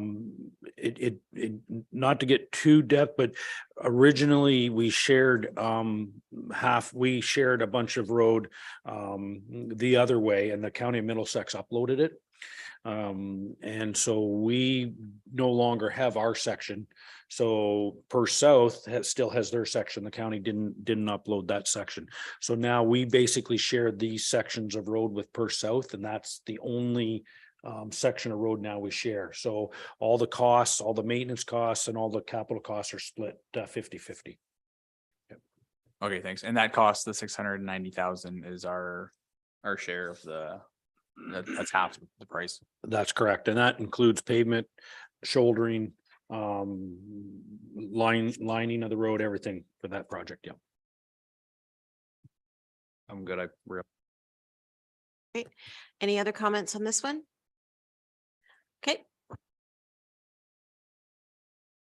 Now we get into a little more discussion on some of the capital projects that I've brought forward for consideration. I did put $20,000 forward for traffic control measures. I know council's talked about some traffic calming, maybe some traffic calming activities. One of the other items I want to look at, and it's certainly up for review, is maybe a more of a controlled crossing at Beach Street at the school. We have to replace a section of the pavement in there. It would be a really good point to maybe try and do a raised crossing to slow the cars down. If council was wanting to look at a project. So I did put $20,000 as a capital project that we could try and do some controls on. Maple Street is a resurfacing. Maple Street is a small little road in Lucan. Basically, it has one laneway on it, but it is part of our road structure, and there is a person that uses it, and it's in pretty rough shape, so it needs to be resurfaced. The idea is just to add a lift of asphalt on the top of it. It certainly doesn't take a lot of traffic. It just needs to be cleaned up. So just a single lift. I did put in Water Street engineering only. Water Street is the next construction project on our asset management plan. It does want for resurfacing and water main replacement. Water Street is a little bit interesting because there's two large culverts, cement culverts, that are part of the bend drain that cross that road as well. So we'll have to look at what kind of shape they're in, if they need to be upgraded or we can keep using them. The other one, I also put in the Roman line resurfacing, and this is the Roman line to the north of Highway 4. In front of the church and St. Patrick's School. It's in pretty rough shape. It's alligatored and the pavement basically has disintegrated there. It would be a good project to get cleaned up, and it is in the asset management plan as well. The next one on the list is Fallon Drive, and I bring this one to council's attention because our pavement right now stops at Heenan Court, and we've now have a industrial property that's in the process of building on the Donaldson property, and we always talked about extending the pavement to that point when they're up and running. It would be just down past the wastewater treatment plant. And then the other one, and I know this is open for discussion, but I certainly don't know, I really don't have anything in the budget right now on Main Street urbanization. We wanted to have them in the development charges. But I know there's going to be pressure on us in the next little while, how we're going to develop our Main Street, and are we going to hook it up with our Westdale or with our commercial project to the one side of town, and whether we're going to extend sidewalks down to Old Clover on the other side. So I just, at this point, I think that's some consideration for council's thoughts. Okay, thanks, Jeff. Just before I open it up for discussion, just so I'm clear, on this reserve sheet, on the road construction, you've got, it's 2023 capital projects taking 640,000 out. And I guess I'm thinking, is that the right number? If Wayland Line is 690,000, or should I be looking somewhere else? On the other sheet, I provided the draft capital projects. You'll see like with the Whalen Line, most of that project will be paid for through OSIF and CCBF. Oh, With only need about 180,000 from reserves. And then with the Alice Street and Sainsbury, only a portion of the numbers you see are ours. The other portion are funded from the county. okay. So that gives you the detail of where I came up with the amounts to come out of our own reserves for our costs. Okay, no, that explains that for me. Thank you. All right, comments on, I guess, the wish list of the roads projects for capital. Deputy Mayor. The Main Street urbanization north and south there of Lucan, but we can use the current DC charges that are with us right now, right? We have. So the current, sorry, through the mayor to the deputy mayor, the current development charges, I don't believe has anything for urbanization for the north and the south portion. You can't use that we have. Not yet, the money that we have. but on the bring forward, the new development charge, we can. I am concerned about the new rules under Bill 23 as to how much we can put in there. But I mean, that's going to become quite clear over the next month when we get the report from BM Ross. So That's because I think, it's amazing the population growth around this building here. And I think it's 110 units over here, 3 apartment buildings here of really just the last few years. And well, obviously what's about to happen here. So the volume of foot traffic going to that commercial complex is going to be huge, especially with even the subdivision in behind. Like I don't think it's an option, sidewalks or something going down there. Safety, there is going to be sidewalks that go in there. Is that part of your urbanization would be sidewalks down there to that? Yeah, and through the mayor, I guess there's a little bit of discussion that we can look at on urbanization. Yeah. If we're gonna put sidewalks in, curb and gutter, storm sewer. You're already doing that? Sorry, that's already. No, that's what we've got to discuss, Yeah. how much we want to go and how much we want to put in. We're probably looking, what did we say, Ron? The estimate was close to $2 million when we first started talking about it. Each side. So, and that was not fully urbanizing the north side. I'll call it the north. Technically, it's the east side. So the side we're on. Okay. We were talking about originally urbanizing the side that the commercial center is on. Yep.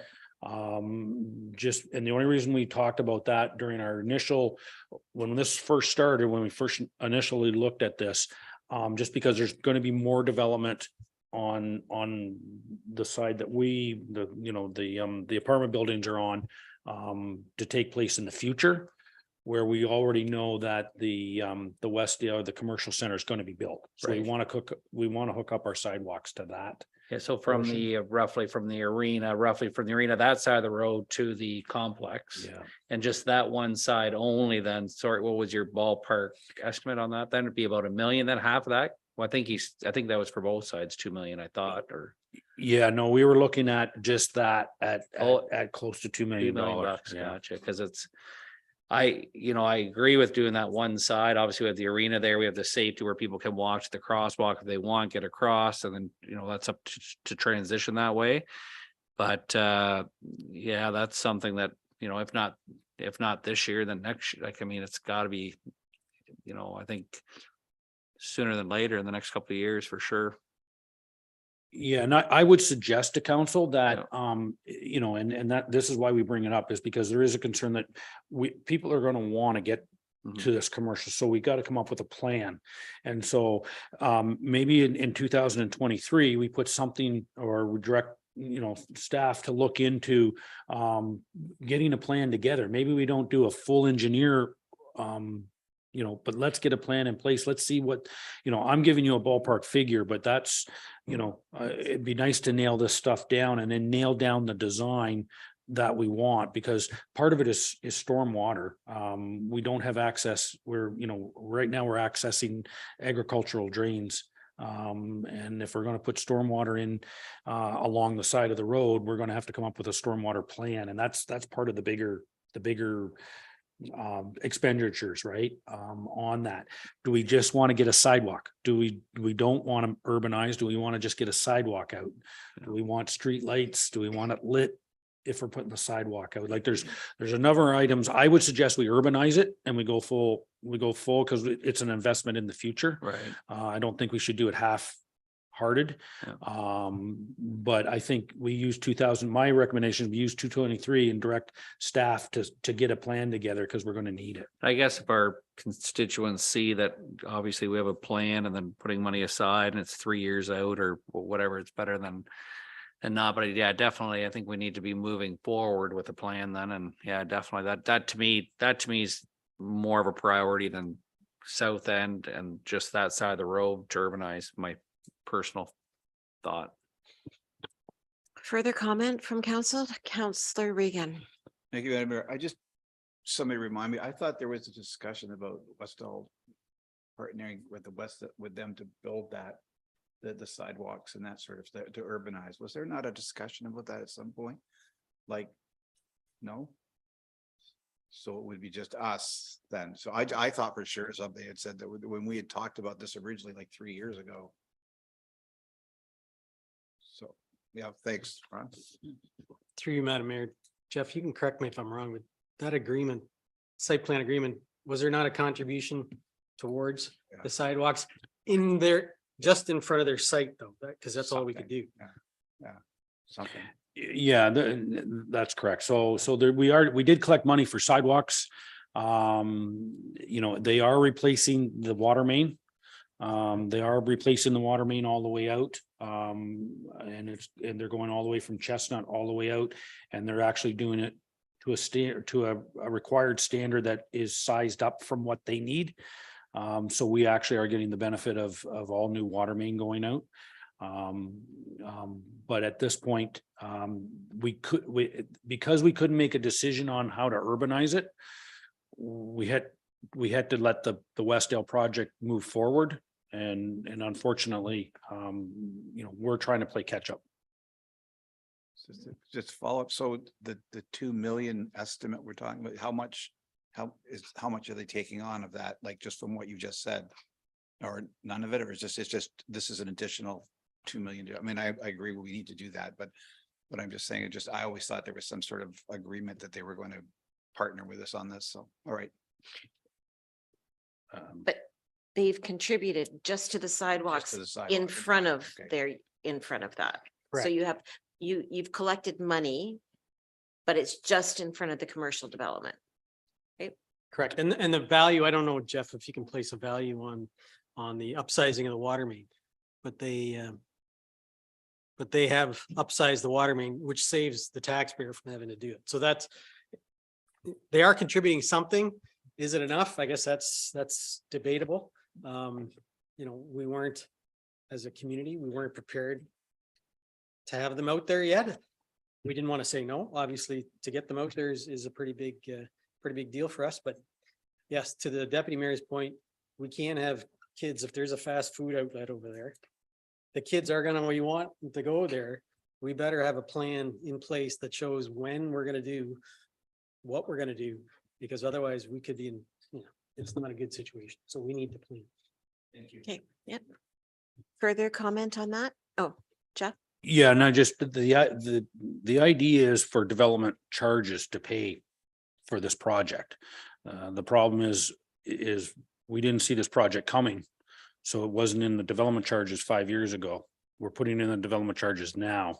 So it's going to take the time to collect the money back from development to pay for this project is.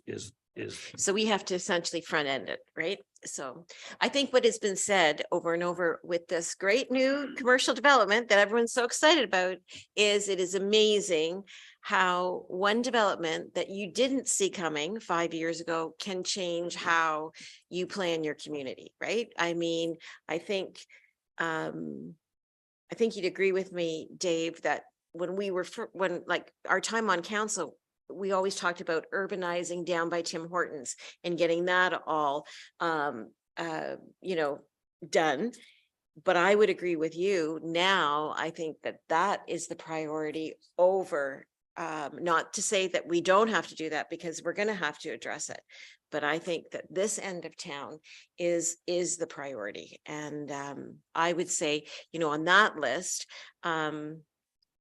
let's work on this and see how we're going to tackle this project. And then the other ones, I like the traffic control. I like that idea in front of the school. And I guess the Maple Street resurfacing, is there a way that we can piggyback that on another project? Would the, like with the Kent Street project, there'll have to be some paving done so we can capture the two of them together. And would there, 20,000 is not that much, but would doing that see any further savings? No, and Madam Mayor, that's exactly if the company's coming in to do Kent Street, a very simple top lift on Maple will fit right in and yeah.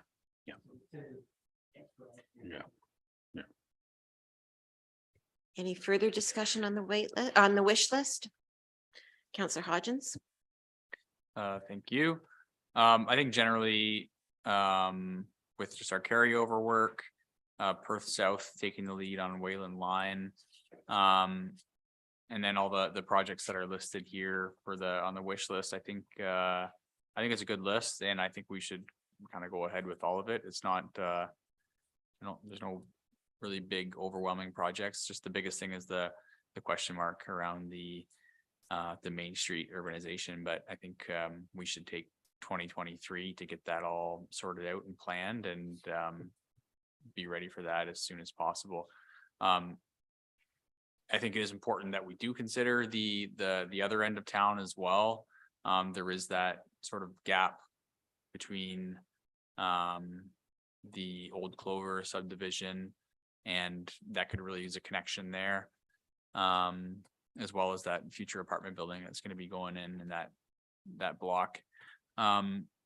So my question on this is, what do we have to carry in our capital budget for 2023 for this Main Street urbanization work? And what does that work look like in 2023? Yeah, and through the mayor, I think to give everybody the correct numbers, I think I should come back with a number for council and show exactly what that number will get us. And it'll take some discussion with some engineering people and see what we can do.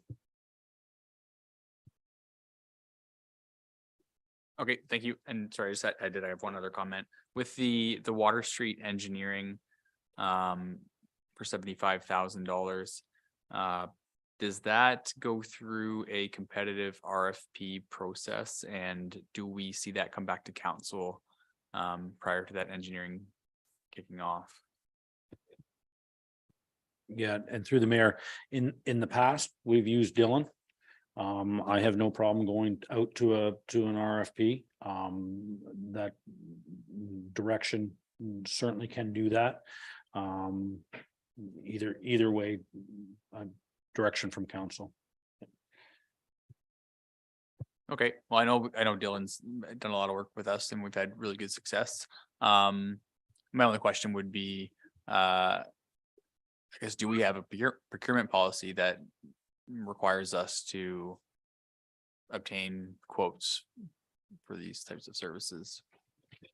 Through Madam Mayor to Councillor Hodgins, I think engineering is one of the services that can be given an exemption, but to Jeff Little's point, I mean, if council wants us to go out, we can certainly do that. That's not an issue. But the procurement policy doesn't specifically say we have to for engineering services. Okay, yeah, I just think it was another municipality that I heard about at a recent training event. They were having some concerns with excessive, I guess, sole sourcing.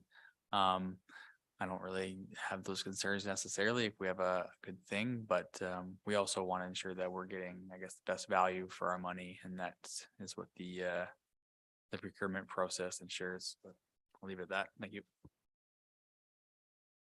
Just one comment, I guess, one thing we've talked about the expense, but I guess it's not been, noted, just, the revenue that building is going to bring in down there will be our highest, I assume will be one of our highest revenue tax bases we have in Lucan Biddulph. So that'll be yet to be seen, I guess, correct, until probably obviously into next year. We won't really know what it's going to, the tax revenue is going to be, but it'll be interesting to see what that is too, because that'll be all new. Will help with reserves too, and in the long term. Just a comment on Water Street. It is for engineering only. And I would just remind council that a decision will be made whether we go to 2024 at that time. There is nothing wrong with getting a project ready to go. And that, again, it's always nice to have a project ready for funding if there was anything that did come down. And depending on, whatever the industry is doing out there, to go to tender in 24 will may be a decision for council at a later date. Yeah. Thank you. Okay, next slide. Okay, this is the capital water project, right? Yep. Okay, so on the capital project for the water system and the wastewater system, it's not listed there, but I've been in discussion about upgrading. It says SCADA, but it's more about our computer systems that exist at these two systems. And I've had an IT company that was recommended by both Jacobs and Aqua to do a review of our IT conditions at our plants. And I'll just give you a little bit. There's a formal report coming, which I'll make council. I'll give to council once I've got it. And the problem I haven't gotten this in the budget is because we're still trying to hammer this report out. So the report is coming, but I did meet with them late last week to get some idea for this meeting. And I'm just going to give council a little bit of update with what we're looking at. So in our plants, in our systems, there is SCADA, which SCADA reads, it's what reads valves, water flows, pressures, and it sends that information to what we call a PLC. And the PCL is a programmable logic controller. That's what it stands for. Basically, it's the brain of the plant. Right now, our PLCs at all our stations no longer have any support for their programming. In 2024, they're going to be obsolete, which means that they can't be repaired. Our computers that are at our stations, basically our program is when they die, and we replace them, which even in the office here, our computers are replaced on schedule. So I find that we rely on these computers for our water system and our wastewater system, and we don't have a replacement schedule for them. So we're looking into that. Our softwares that are driving these systems, we're running on Windows 7 out there. We can't support new software because our Windows can't support it. So we need to upgrade our IT stuff at all our plants, basically. So when I get this report, I'll have everything laid out for you and you can read about it. So what I'm proposing to council through our capital is that we start an upgrade on our IT program And whether it's a 2-year program or a 3-year program to get all this upgraded, I think we got to get started this year. And I'm going to ask that we put in $30,000 for beginning in the capital water and in the capital wastewater system. 30 each side. And this will get us started. And now don't, like, this is not all doom and gloom. Everything's working. The systems are working there. And we can replace, like, PLCs can be replaced as we go. So we don't have to go out and buy everything right off the bat. We can start changing over and updating as we go. So I think the good news is if we get on this program, we can get things straightened out. So more information to come, but that's where those little question marks were there. And I think I'm a little shocked, and I think we got to, it's my number one goal is to get these plants modernized with what we've got out there. So the other thing I got on Water Street, I've got in $20,000 for engineering, because we do have to re-engineer the water mains on that system. And there's a water flow meter at the Granton booster station that has to be replaced. So it's in there. Yeah, so it's there. So I'll stop before I go to the sanitary, because there's going to be lots to talk about there. Okay. And does anybody have any questions about the water, or just kind of what I just went over? Anything on the water? Exactly. I think, yeah, I think that's the one request that there won't be any discussion on, so. Okay, Okay. do you want to continue on? So we'll go to the wastewater system. So we've already talked about the upgrades, and we won't go back towards there. So the first one on the list is the expansion or the upgrade of the wastewater treatment plant. On the page, it lists it at $758,000.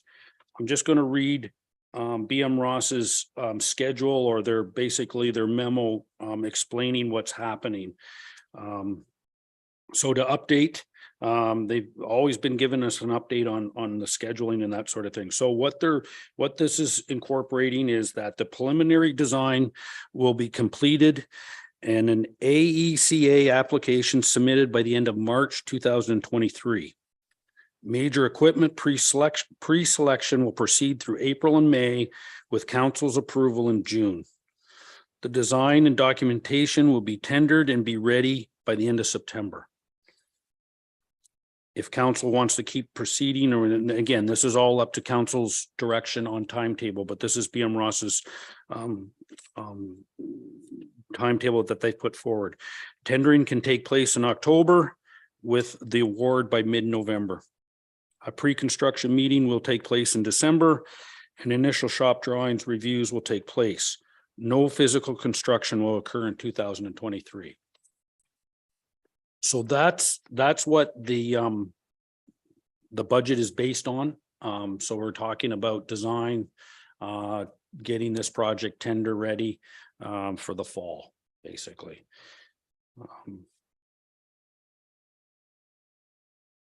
I do have, if council wishes, I do have more. I do have a breakdown of the 700,000, 758,000, and exactly where they're spending it, but I just didn't include that at this point. I don't require it at this point. I think the timeline, yeah, thanks, but I don't know if anybody else does. So can you email that to us? Yeah, that's fine. I'm just a side note on that. I mean, we've always been pretty aggressive with BM Ross on this timetable. Oh, yeah. So in light of if there's a slowdown, or if council wants to slow things down, it certainly is an option. Because we've been pounding the table with BM Ross to get this done, and we want it completed. So I mean, I say that just to make sure that when I bring this information forward now, that's with BM Ross saying, hey, we got to get this done. Okay. But your only hesitation to make that comment is because of the feeling, is it because of maybe our concern with DC charges, things like that? Or is that kind of why you're making that comment?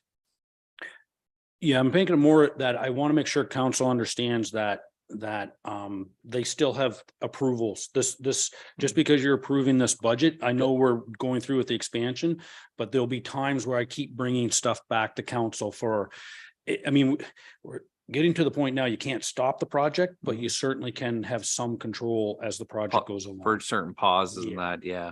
No, I like the timeline you just laid out, to be honest. I think that's an interesting timeline into the economic environment we're in too, going into a large bid tender. I think it's going to be interesting compared to maybe where it would have been 2 years ago. So no, I just wanted to comment on your comment. Thank you.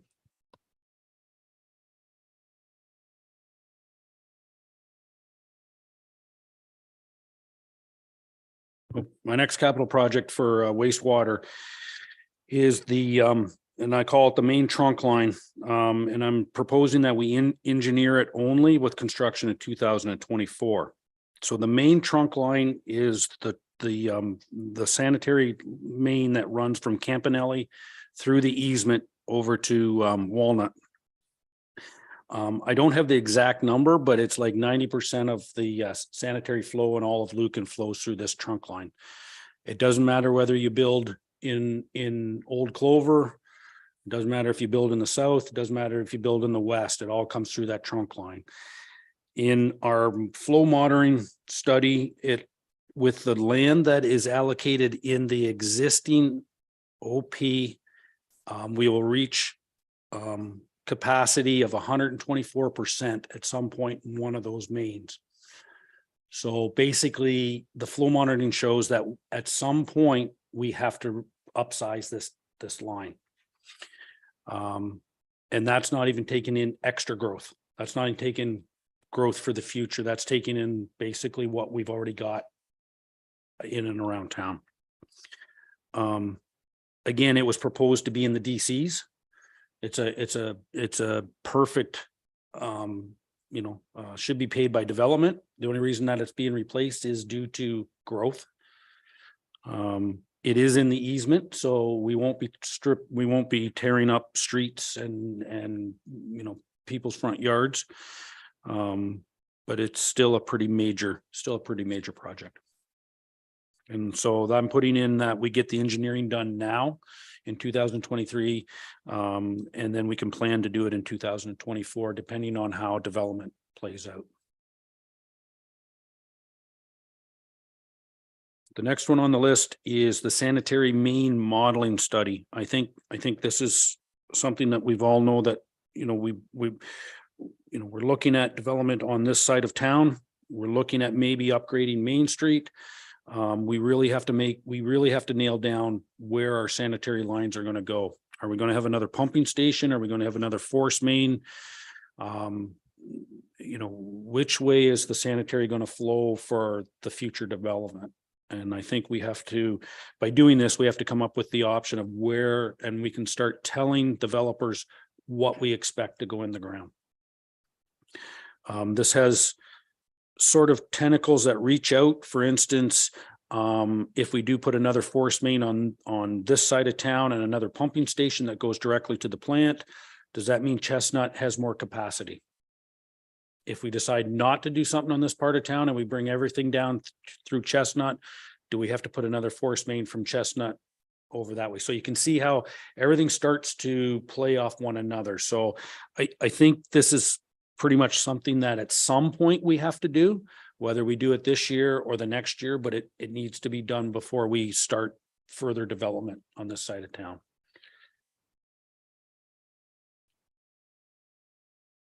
My next capital project on the Granton pumping station upgrades.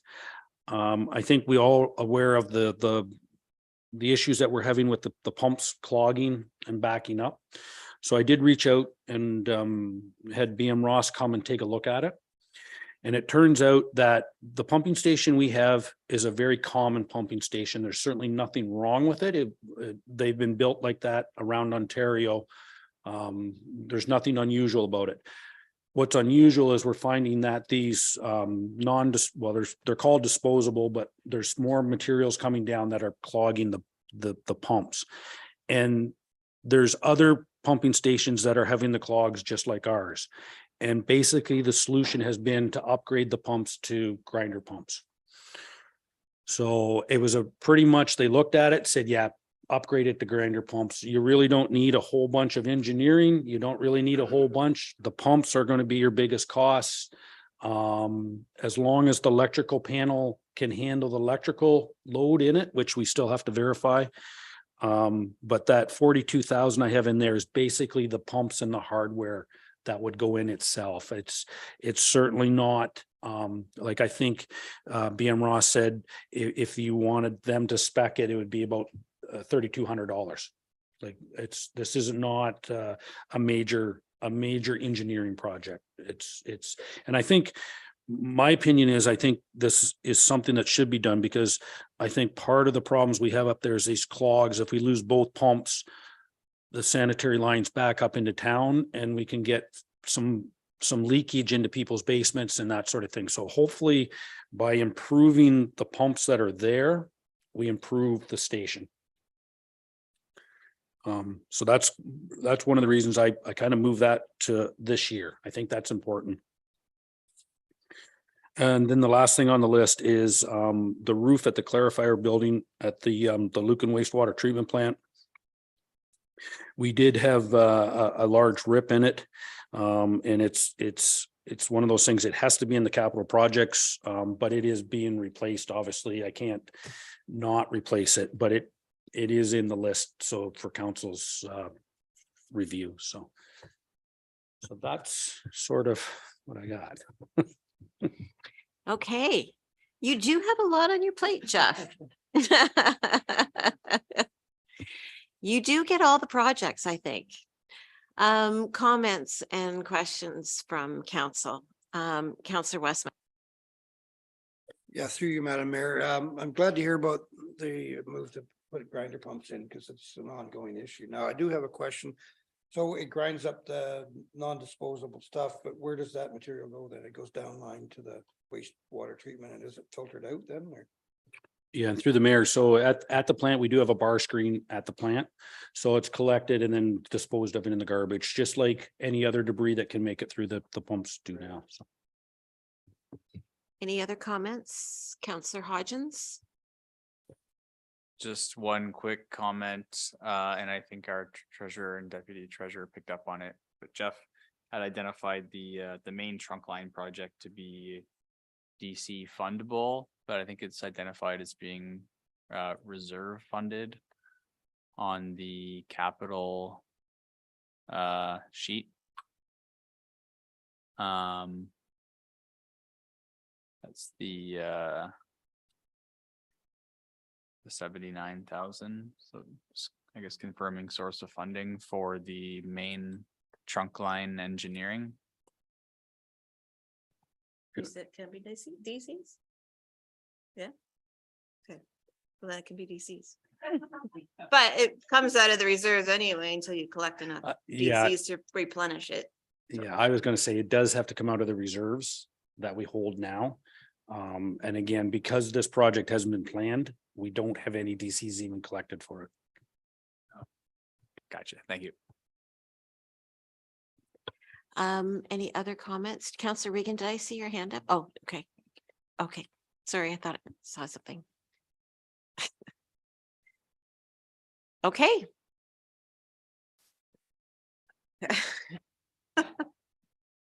I was gonna say that brings us to the end, but we have to go back, circle. So we talked about all the operating capital, but now we have to go back and to our other previous slide to talk about next steps and decide on some of the other options that we talked about previously. So, and then where to go from there. So one of the items was go back to make a decision on the design standards and guidelines, if you want to include that, the 15,000 and 35,000. Okay, comments on this one? So, Yep. and I come across just something else, I guess I wanted to bring up and talk about as we discuss that. And if we do decide to take that off, which I agree with Counselor Hodgins, maybe delaying one of them, but not to necessarily reduce our, you know, out of DC or anything, but I'm concerned about one revenue line that we haven't discussed nor was brought up, and that was the building and permit fees. I think if Catherine's right, and we look at 2022 and there is a surplus, I'm assuming she would say, hey, you know what, we budgeted 150,000, we brought in 280. And I'm assuming that'd be one of the highlights of a 2022 surplus, I got to assume. I'm not a believer we're going to be in a robust building period with lots of building permits and fees in this year, 2023.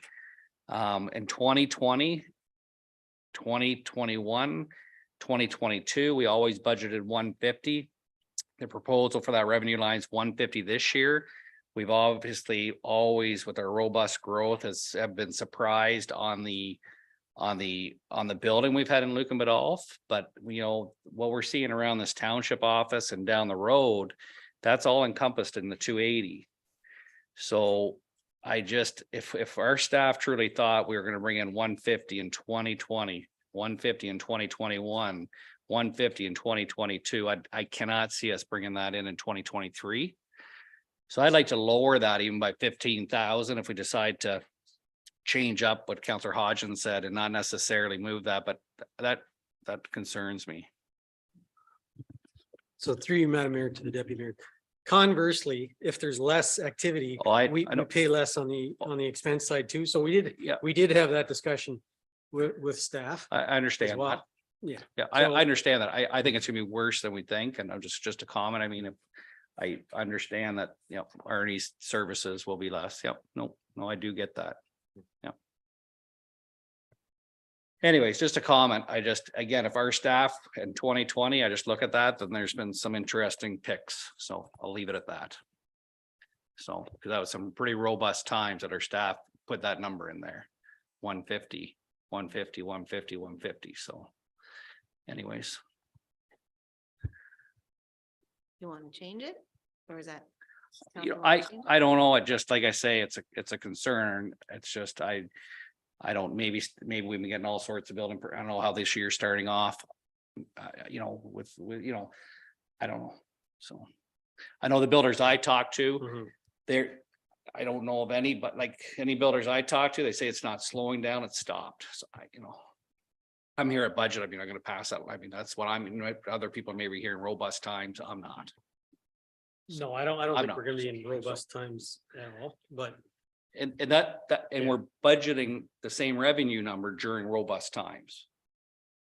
we're budgeting 20, the same, but 20, you look at the actual from Yeah. last year. No, we're- No, but We're still quite- our staff recommendation from 2020, was through robust times. It's still the same plug number for revenue. I just think we're really overshooting that. Maybe just say this really concerns me where interest rates have gone, where building has gone, where it just with the building we've seen around us, I don't know, but anyways, again, 15,000 here and there is not going to save us. So So Arnie is coming to the next council meeting, so not that no. is, no. he's gonna have all the answers, but No. certainly we can have a fruitful Question. discussion Yeah. with him as to what he is seeing. I would agree with you. Those are the comments I am hearing, that things are kind of halted. Do you reduce it by 15 to say you did? Because you're right, 15,000 is not going to. No, but if we're gonna do an adjustment, I think that revenue adjustment, that'd be just a recommendation as opposed to putting it back into tax stabilization. I think I'd almost reduce that by 15. So that's all I'm saying is we would maintain what's presented, but lower that revenue line by 15 potentially. And then you'd only be taking about 60,000 out of tax stabilization. Yes, correct. Cause I'm gonna say that revenue is coming down. If we gave up if we did change that, the zoning, the planning and zoning, if we change the planning and zoning and reduce that, then I guess it would actually still stay the same tax stabilization. Sorry. So yeah, because what I'm saying is the reduction of the planning and zoning, the reduction of that, I would say I would take it from the revenue of the 150. So in the planning and zoning, if you took off, if you were keeping the 15 and taking away the 35. So you're reducing expenses by 35, it would Yep. need less from the tax stabilization, but then you're gonna take money away from revenue Revenue, I side, think, yeah. 15. I think, So that just I puts don't it know, I just think that back revenue's up high. to, Yeah, I'm not sure on the tax table. Was it on the planning and zoning, which one was it? Was it the 35 or 15? We'd maybe consider. Keep the 15 in. Okay, sorry, so it's 35. Yeah, it's 35. so it'd just be a wash basically in the end. Yeah. But you want to show that Yeah. differently in the budget lines. Potentially, just a comment. That's what I'm looking for, direction, what you Yeah, want Okay. me yeah. to change the So budget. why don't we, or- why don't we park the revenue question at the moment, yeah. like See about this planning. and this zoning, plan, yeah. the building permit fee number. Why Yeah, don't we yeah. park that? Let's talk about the planning and zoning.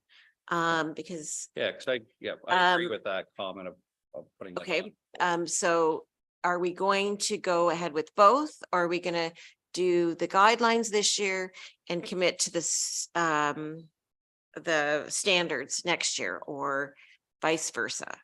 What, and I think Counselor Hodgins was thinking maybe guidelines first and then standards, and that's kind of what I think Jeff would be comfortable with. Yeah, I could move a motion to that effect. I guess I just want to confirm with Jeff, whether the guidelines is the $15,000 portion. Is that correct? I'm seeing a nod. Yep, that's correct. Okay, so, I'll move a motion to reduce Make the, that motion. or make. Yeah. Make a motion to reduce the consulting and engineering fees and planning and zoning from 50,000 to 15,000. For the design guidelines, right? Yeah. Okay. Get that? And Deputy Mayor has seconded that. Here's my notes. Okay.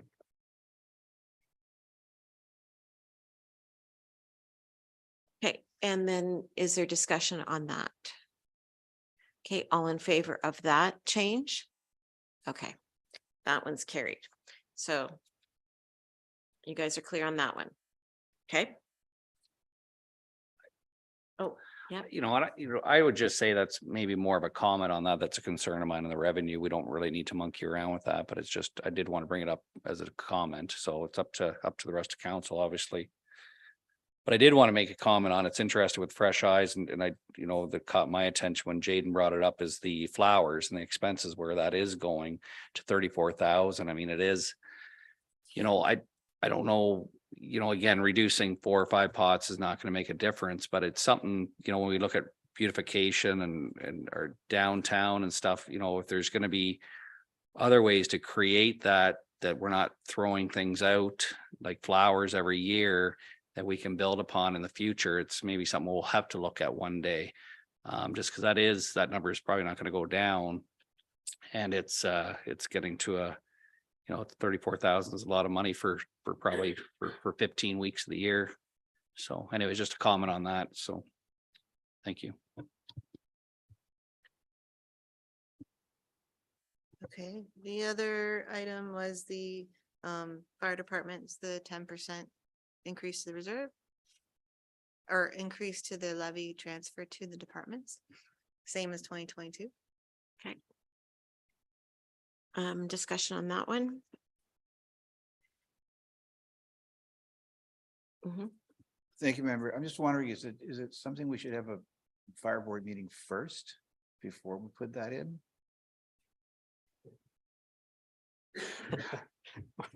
Mayor's not looking at me.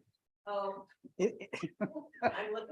Typically, yes. Thank you, It's kind of Madam a backwards way to do it. However, Yep. the way that the fire board budgets have been done, we figure out, or the chiefs figure out what they need to operate in the year. And the plugged figure is the amount that we put into the reserve fund. So we're trying to build the reserve fund in order to have a pot of money ready to buy that piece of equipment when we need to buy it. So it's. I don't know what the expectation is, but I don't, how do I say this? It's not going to change anything, I think. The fire boards had asked for 10% consideration, I believe, 2 years ago, maybe 3 years ago now. And we've done that for the last, is this year 3? I'm looking at Catherine, and she's deep in thought. Sorry. Fire boards, we've increased their contribution, or our contribution for 3 years. This will be 3 years now. This is the second year, would be the second year at 10%. Prior Second year to at was 10%. 5%. Okay. So it's, at the end of the day, like I said earlier, it's not gonna make it's not gonna make a big dent into it, but it's more symbolic than anything else. We're trying to get the reserves up as best we can. We know we're not gonna have enough in the pot ready to buy that next piece of equipment, but we need to get somewhere. Yeah. So unless you're willing to up it by 10% or 20%, I don't know. I don't No. think so. No, but I think that Councillor Regan's question was the same as mine, in that the whole budget process, regardless of like, that it should go to the fire boards first before it comes here. And it did way back in the day when we didn't start our budget process until this time, February, March. The fire boards always did meet prior. And then since we've changed the budget process, I mean, obviously we're later now because of the election, but typically we would start the budget process in the fall. And we haven't changed those discussions with the fire boards right now. And so essentially, we just tell them how much they're getting and they have to work with it.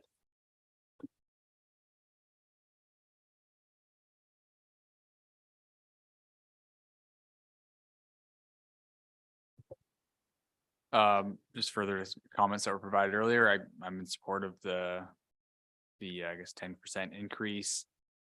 Noting that once we get this fire master plan completed, I believe there are gonna be some costs there, and to have healthy reserves would be good. One question I did have on the reserve summary document, I don't see a fire reserve there, so it's not identified.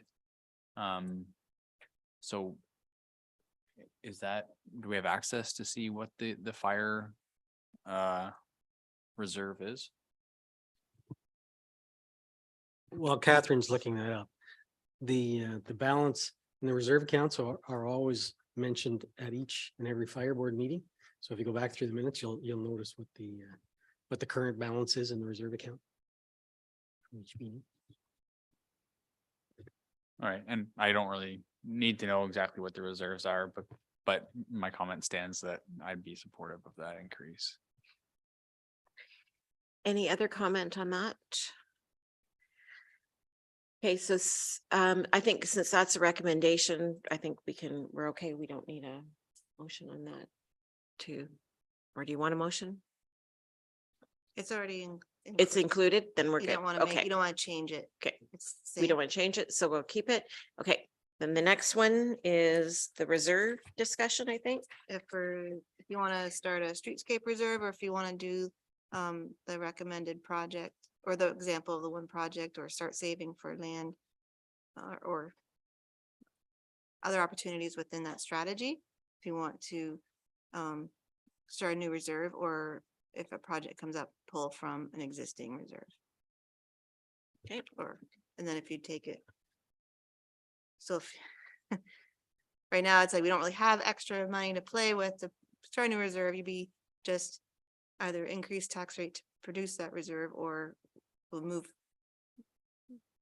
put money in there, but then you're just going to increase what we need to take away from tax stabilization to balance the budget.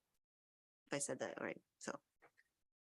Or we can put the 35 that you're not spending in 2024 and put that in reserve, and then you're the same position that we just left. But then we still have to talk about the next one position, so. Okay, for streetscape,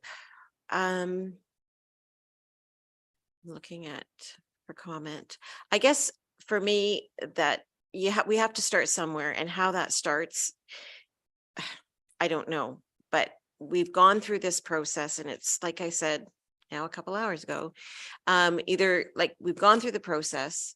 So either we're committed to this strategy or we're not. And trying to establish a savings plan for it shows a commitment that we're actually going to do it. So maybe just a comment. Hopefully this will make people feel better. The one thing, there's actually two things we didn't account for in this budget because we don't know what and when we're gonna do. Number one is that potential lot sale on Nicoline. Okay, there's still potential for that. So there could be revenue coming in. We don't know. So there's some potential to maybe start or seed a reserve account using that funds. We also have 21 acres of industrial land that is still for sale. It's currently for sale. You never know if and when that'll get taken up as well. So there are opportunities out there. I don't know. I don't want council to feel that we're dirt poor here, because I think we're going to be okay. So I just wanted to make that comment. Another option would be if that can be a discussion, should there be a surplus from 2022 that you can then defer, put some of that money and start the fund then, or through some of these things that Ron just talked about and not make a commitment in this budget. We're setting Jaden with $1,000 for his first committee meeting. So let's think about this, folks. Let's think about this. Councillor West. Oh, I thought you were on it. Oh, we're setting Councillor Weston with $1,000. That is going to be quite a meeting introduction.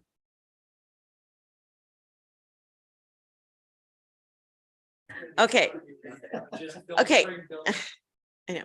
So let's deal, so with the streetscape. Okay, so I guess my point is, I don't want it to be lost in discussions. So, you know, how we come up with this, with seed money for this, if we're looking at something to, you know, start in 2 years or 3 years, we can certainly work those details out, I guess, in this year to come.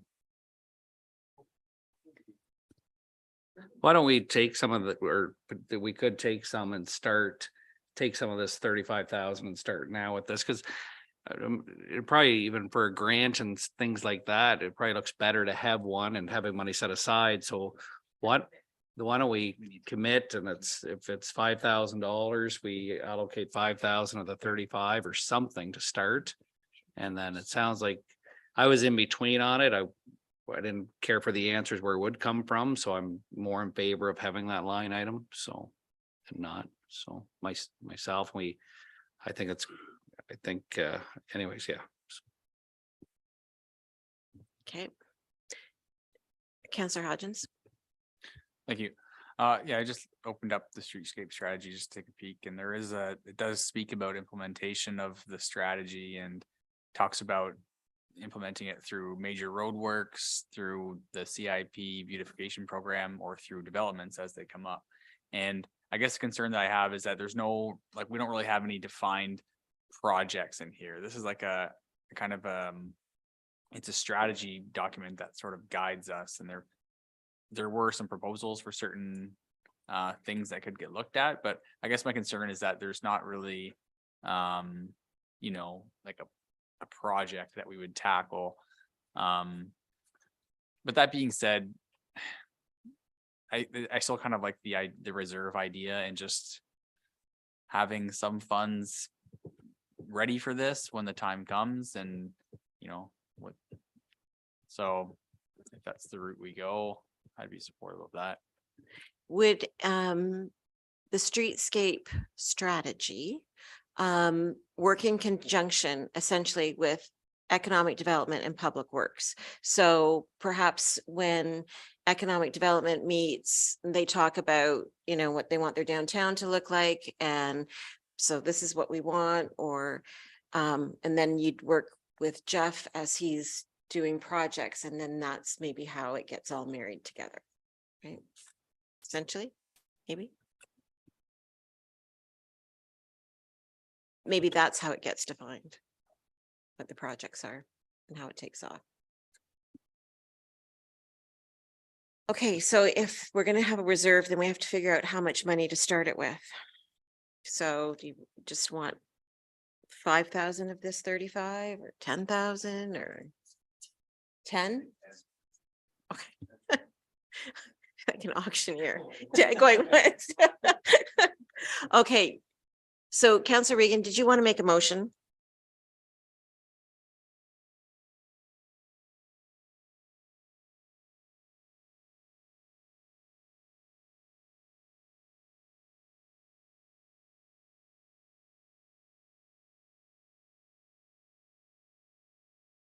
So the motion is that we establish a new reserve for streetscape strategy projects with initial seed money of $10,000. That's my motion. And then a seconder for that. Deputy Mayor Manders, and then discussion on that. Can you just turn your mic off? And then all in favor of that? And that one's carried. And then there's the recommendation to reduce that's already included. So if we're not going to change it, we don't have to do anything, but is council comfortable with the reduction of the contributions to reserves to the building and parks and recreation? Comfortable?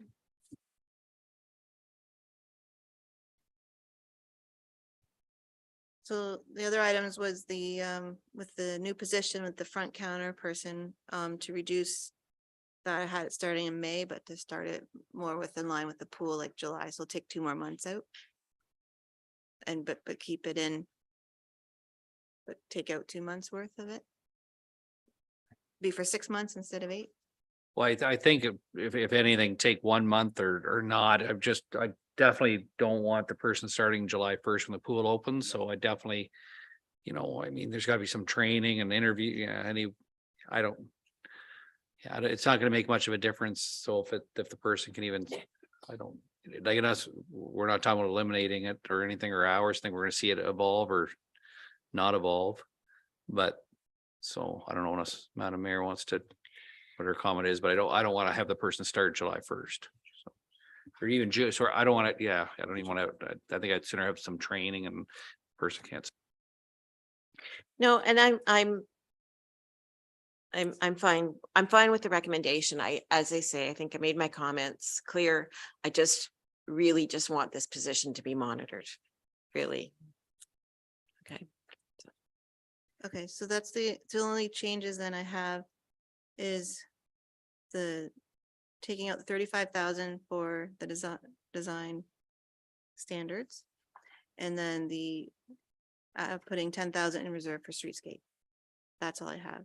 So unless there's anything else, then do I take those adjustments and bring a report back to council next week with the finalized with the tax rate, how much coming from tax stabilization to balance?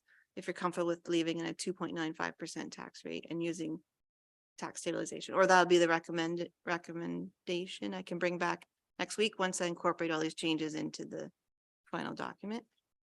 Or you can wait around for about 20 minutes for me to do that.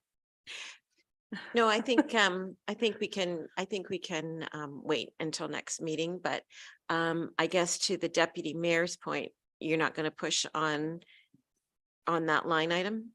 Okay, all right, then I think you've got your direction and the changes, and then you can take your time to confirm the numbers and then just bring it back to the next council meeting, which is a week from now. Okay, I can do that. So we'll defer the motion that's in the recommended motion in the package today then. so we would essentially, I think the motion would then be just to accept for information or just to defer the decision. I would say accept information this time and defer.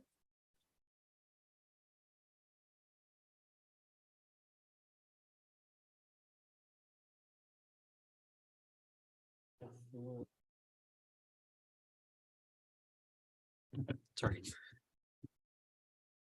Yeah, I'm trying to think of the exact wording here, but it's basically accept the report as amended and then instruct the treasurer to bring forth a further budget 2023 budget report.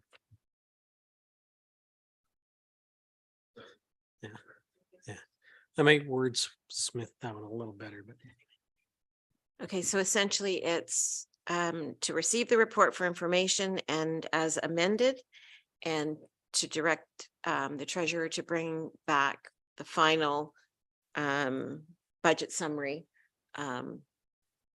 for that, the next council meeting for consideration. Okay. Okay, we comfortable with all of that? Okay, a mover and a seconder for that, please. Councillor Regan and Councillor Westman, all in favor? And that's carried. Okay.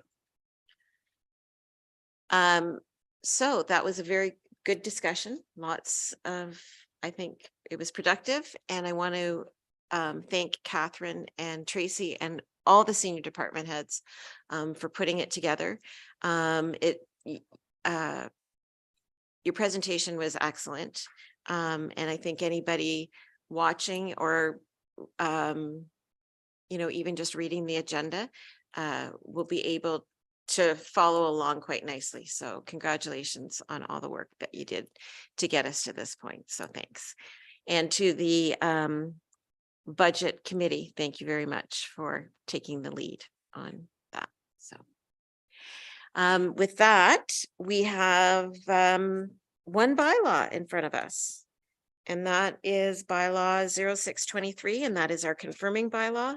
So the motion in front of us is that if no one cares to speak to this bylaw on its first, second, and third reading, that it be considered to have been read a first time and passed, read a second time and passed, and read a third time and passed. A mover and a seconder for that, please. Councillor Hodgins and Deputy Mayor Manders, all in favor? And that's carried. And resolve that the special council meeting be adjourned at 10:28 p.m. Councillor Regan and Deputy Mayor Manders, all in favor, and that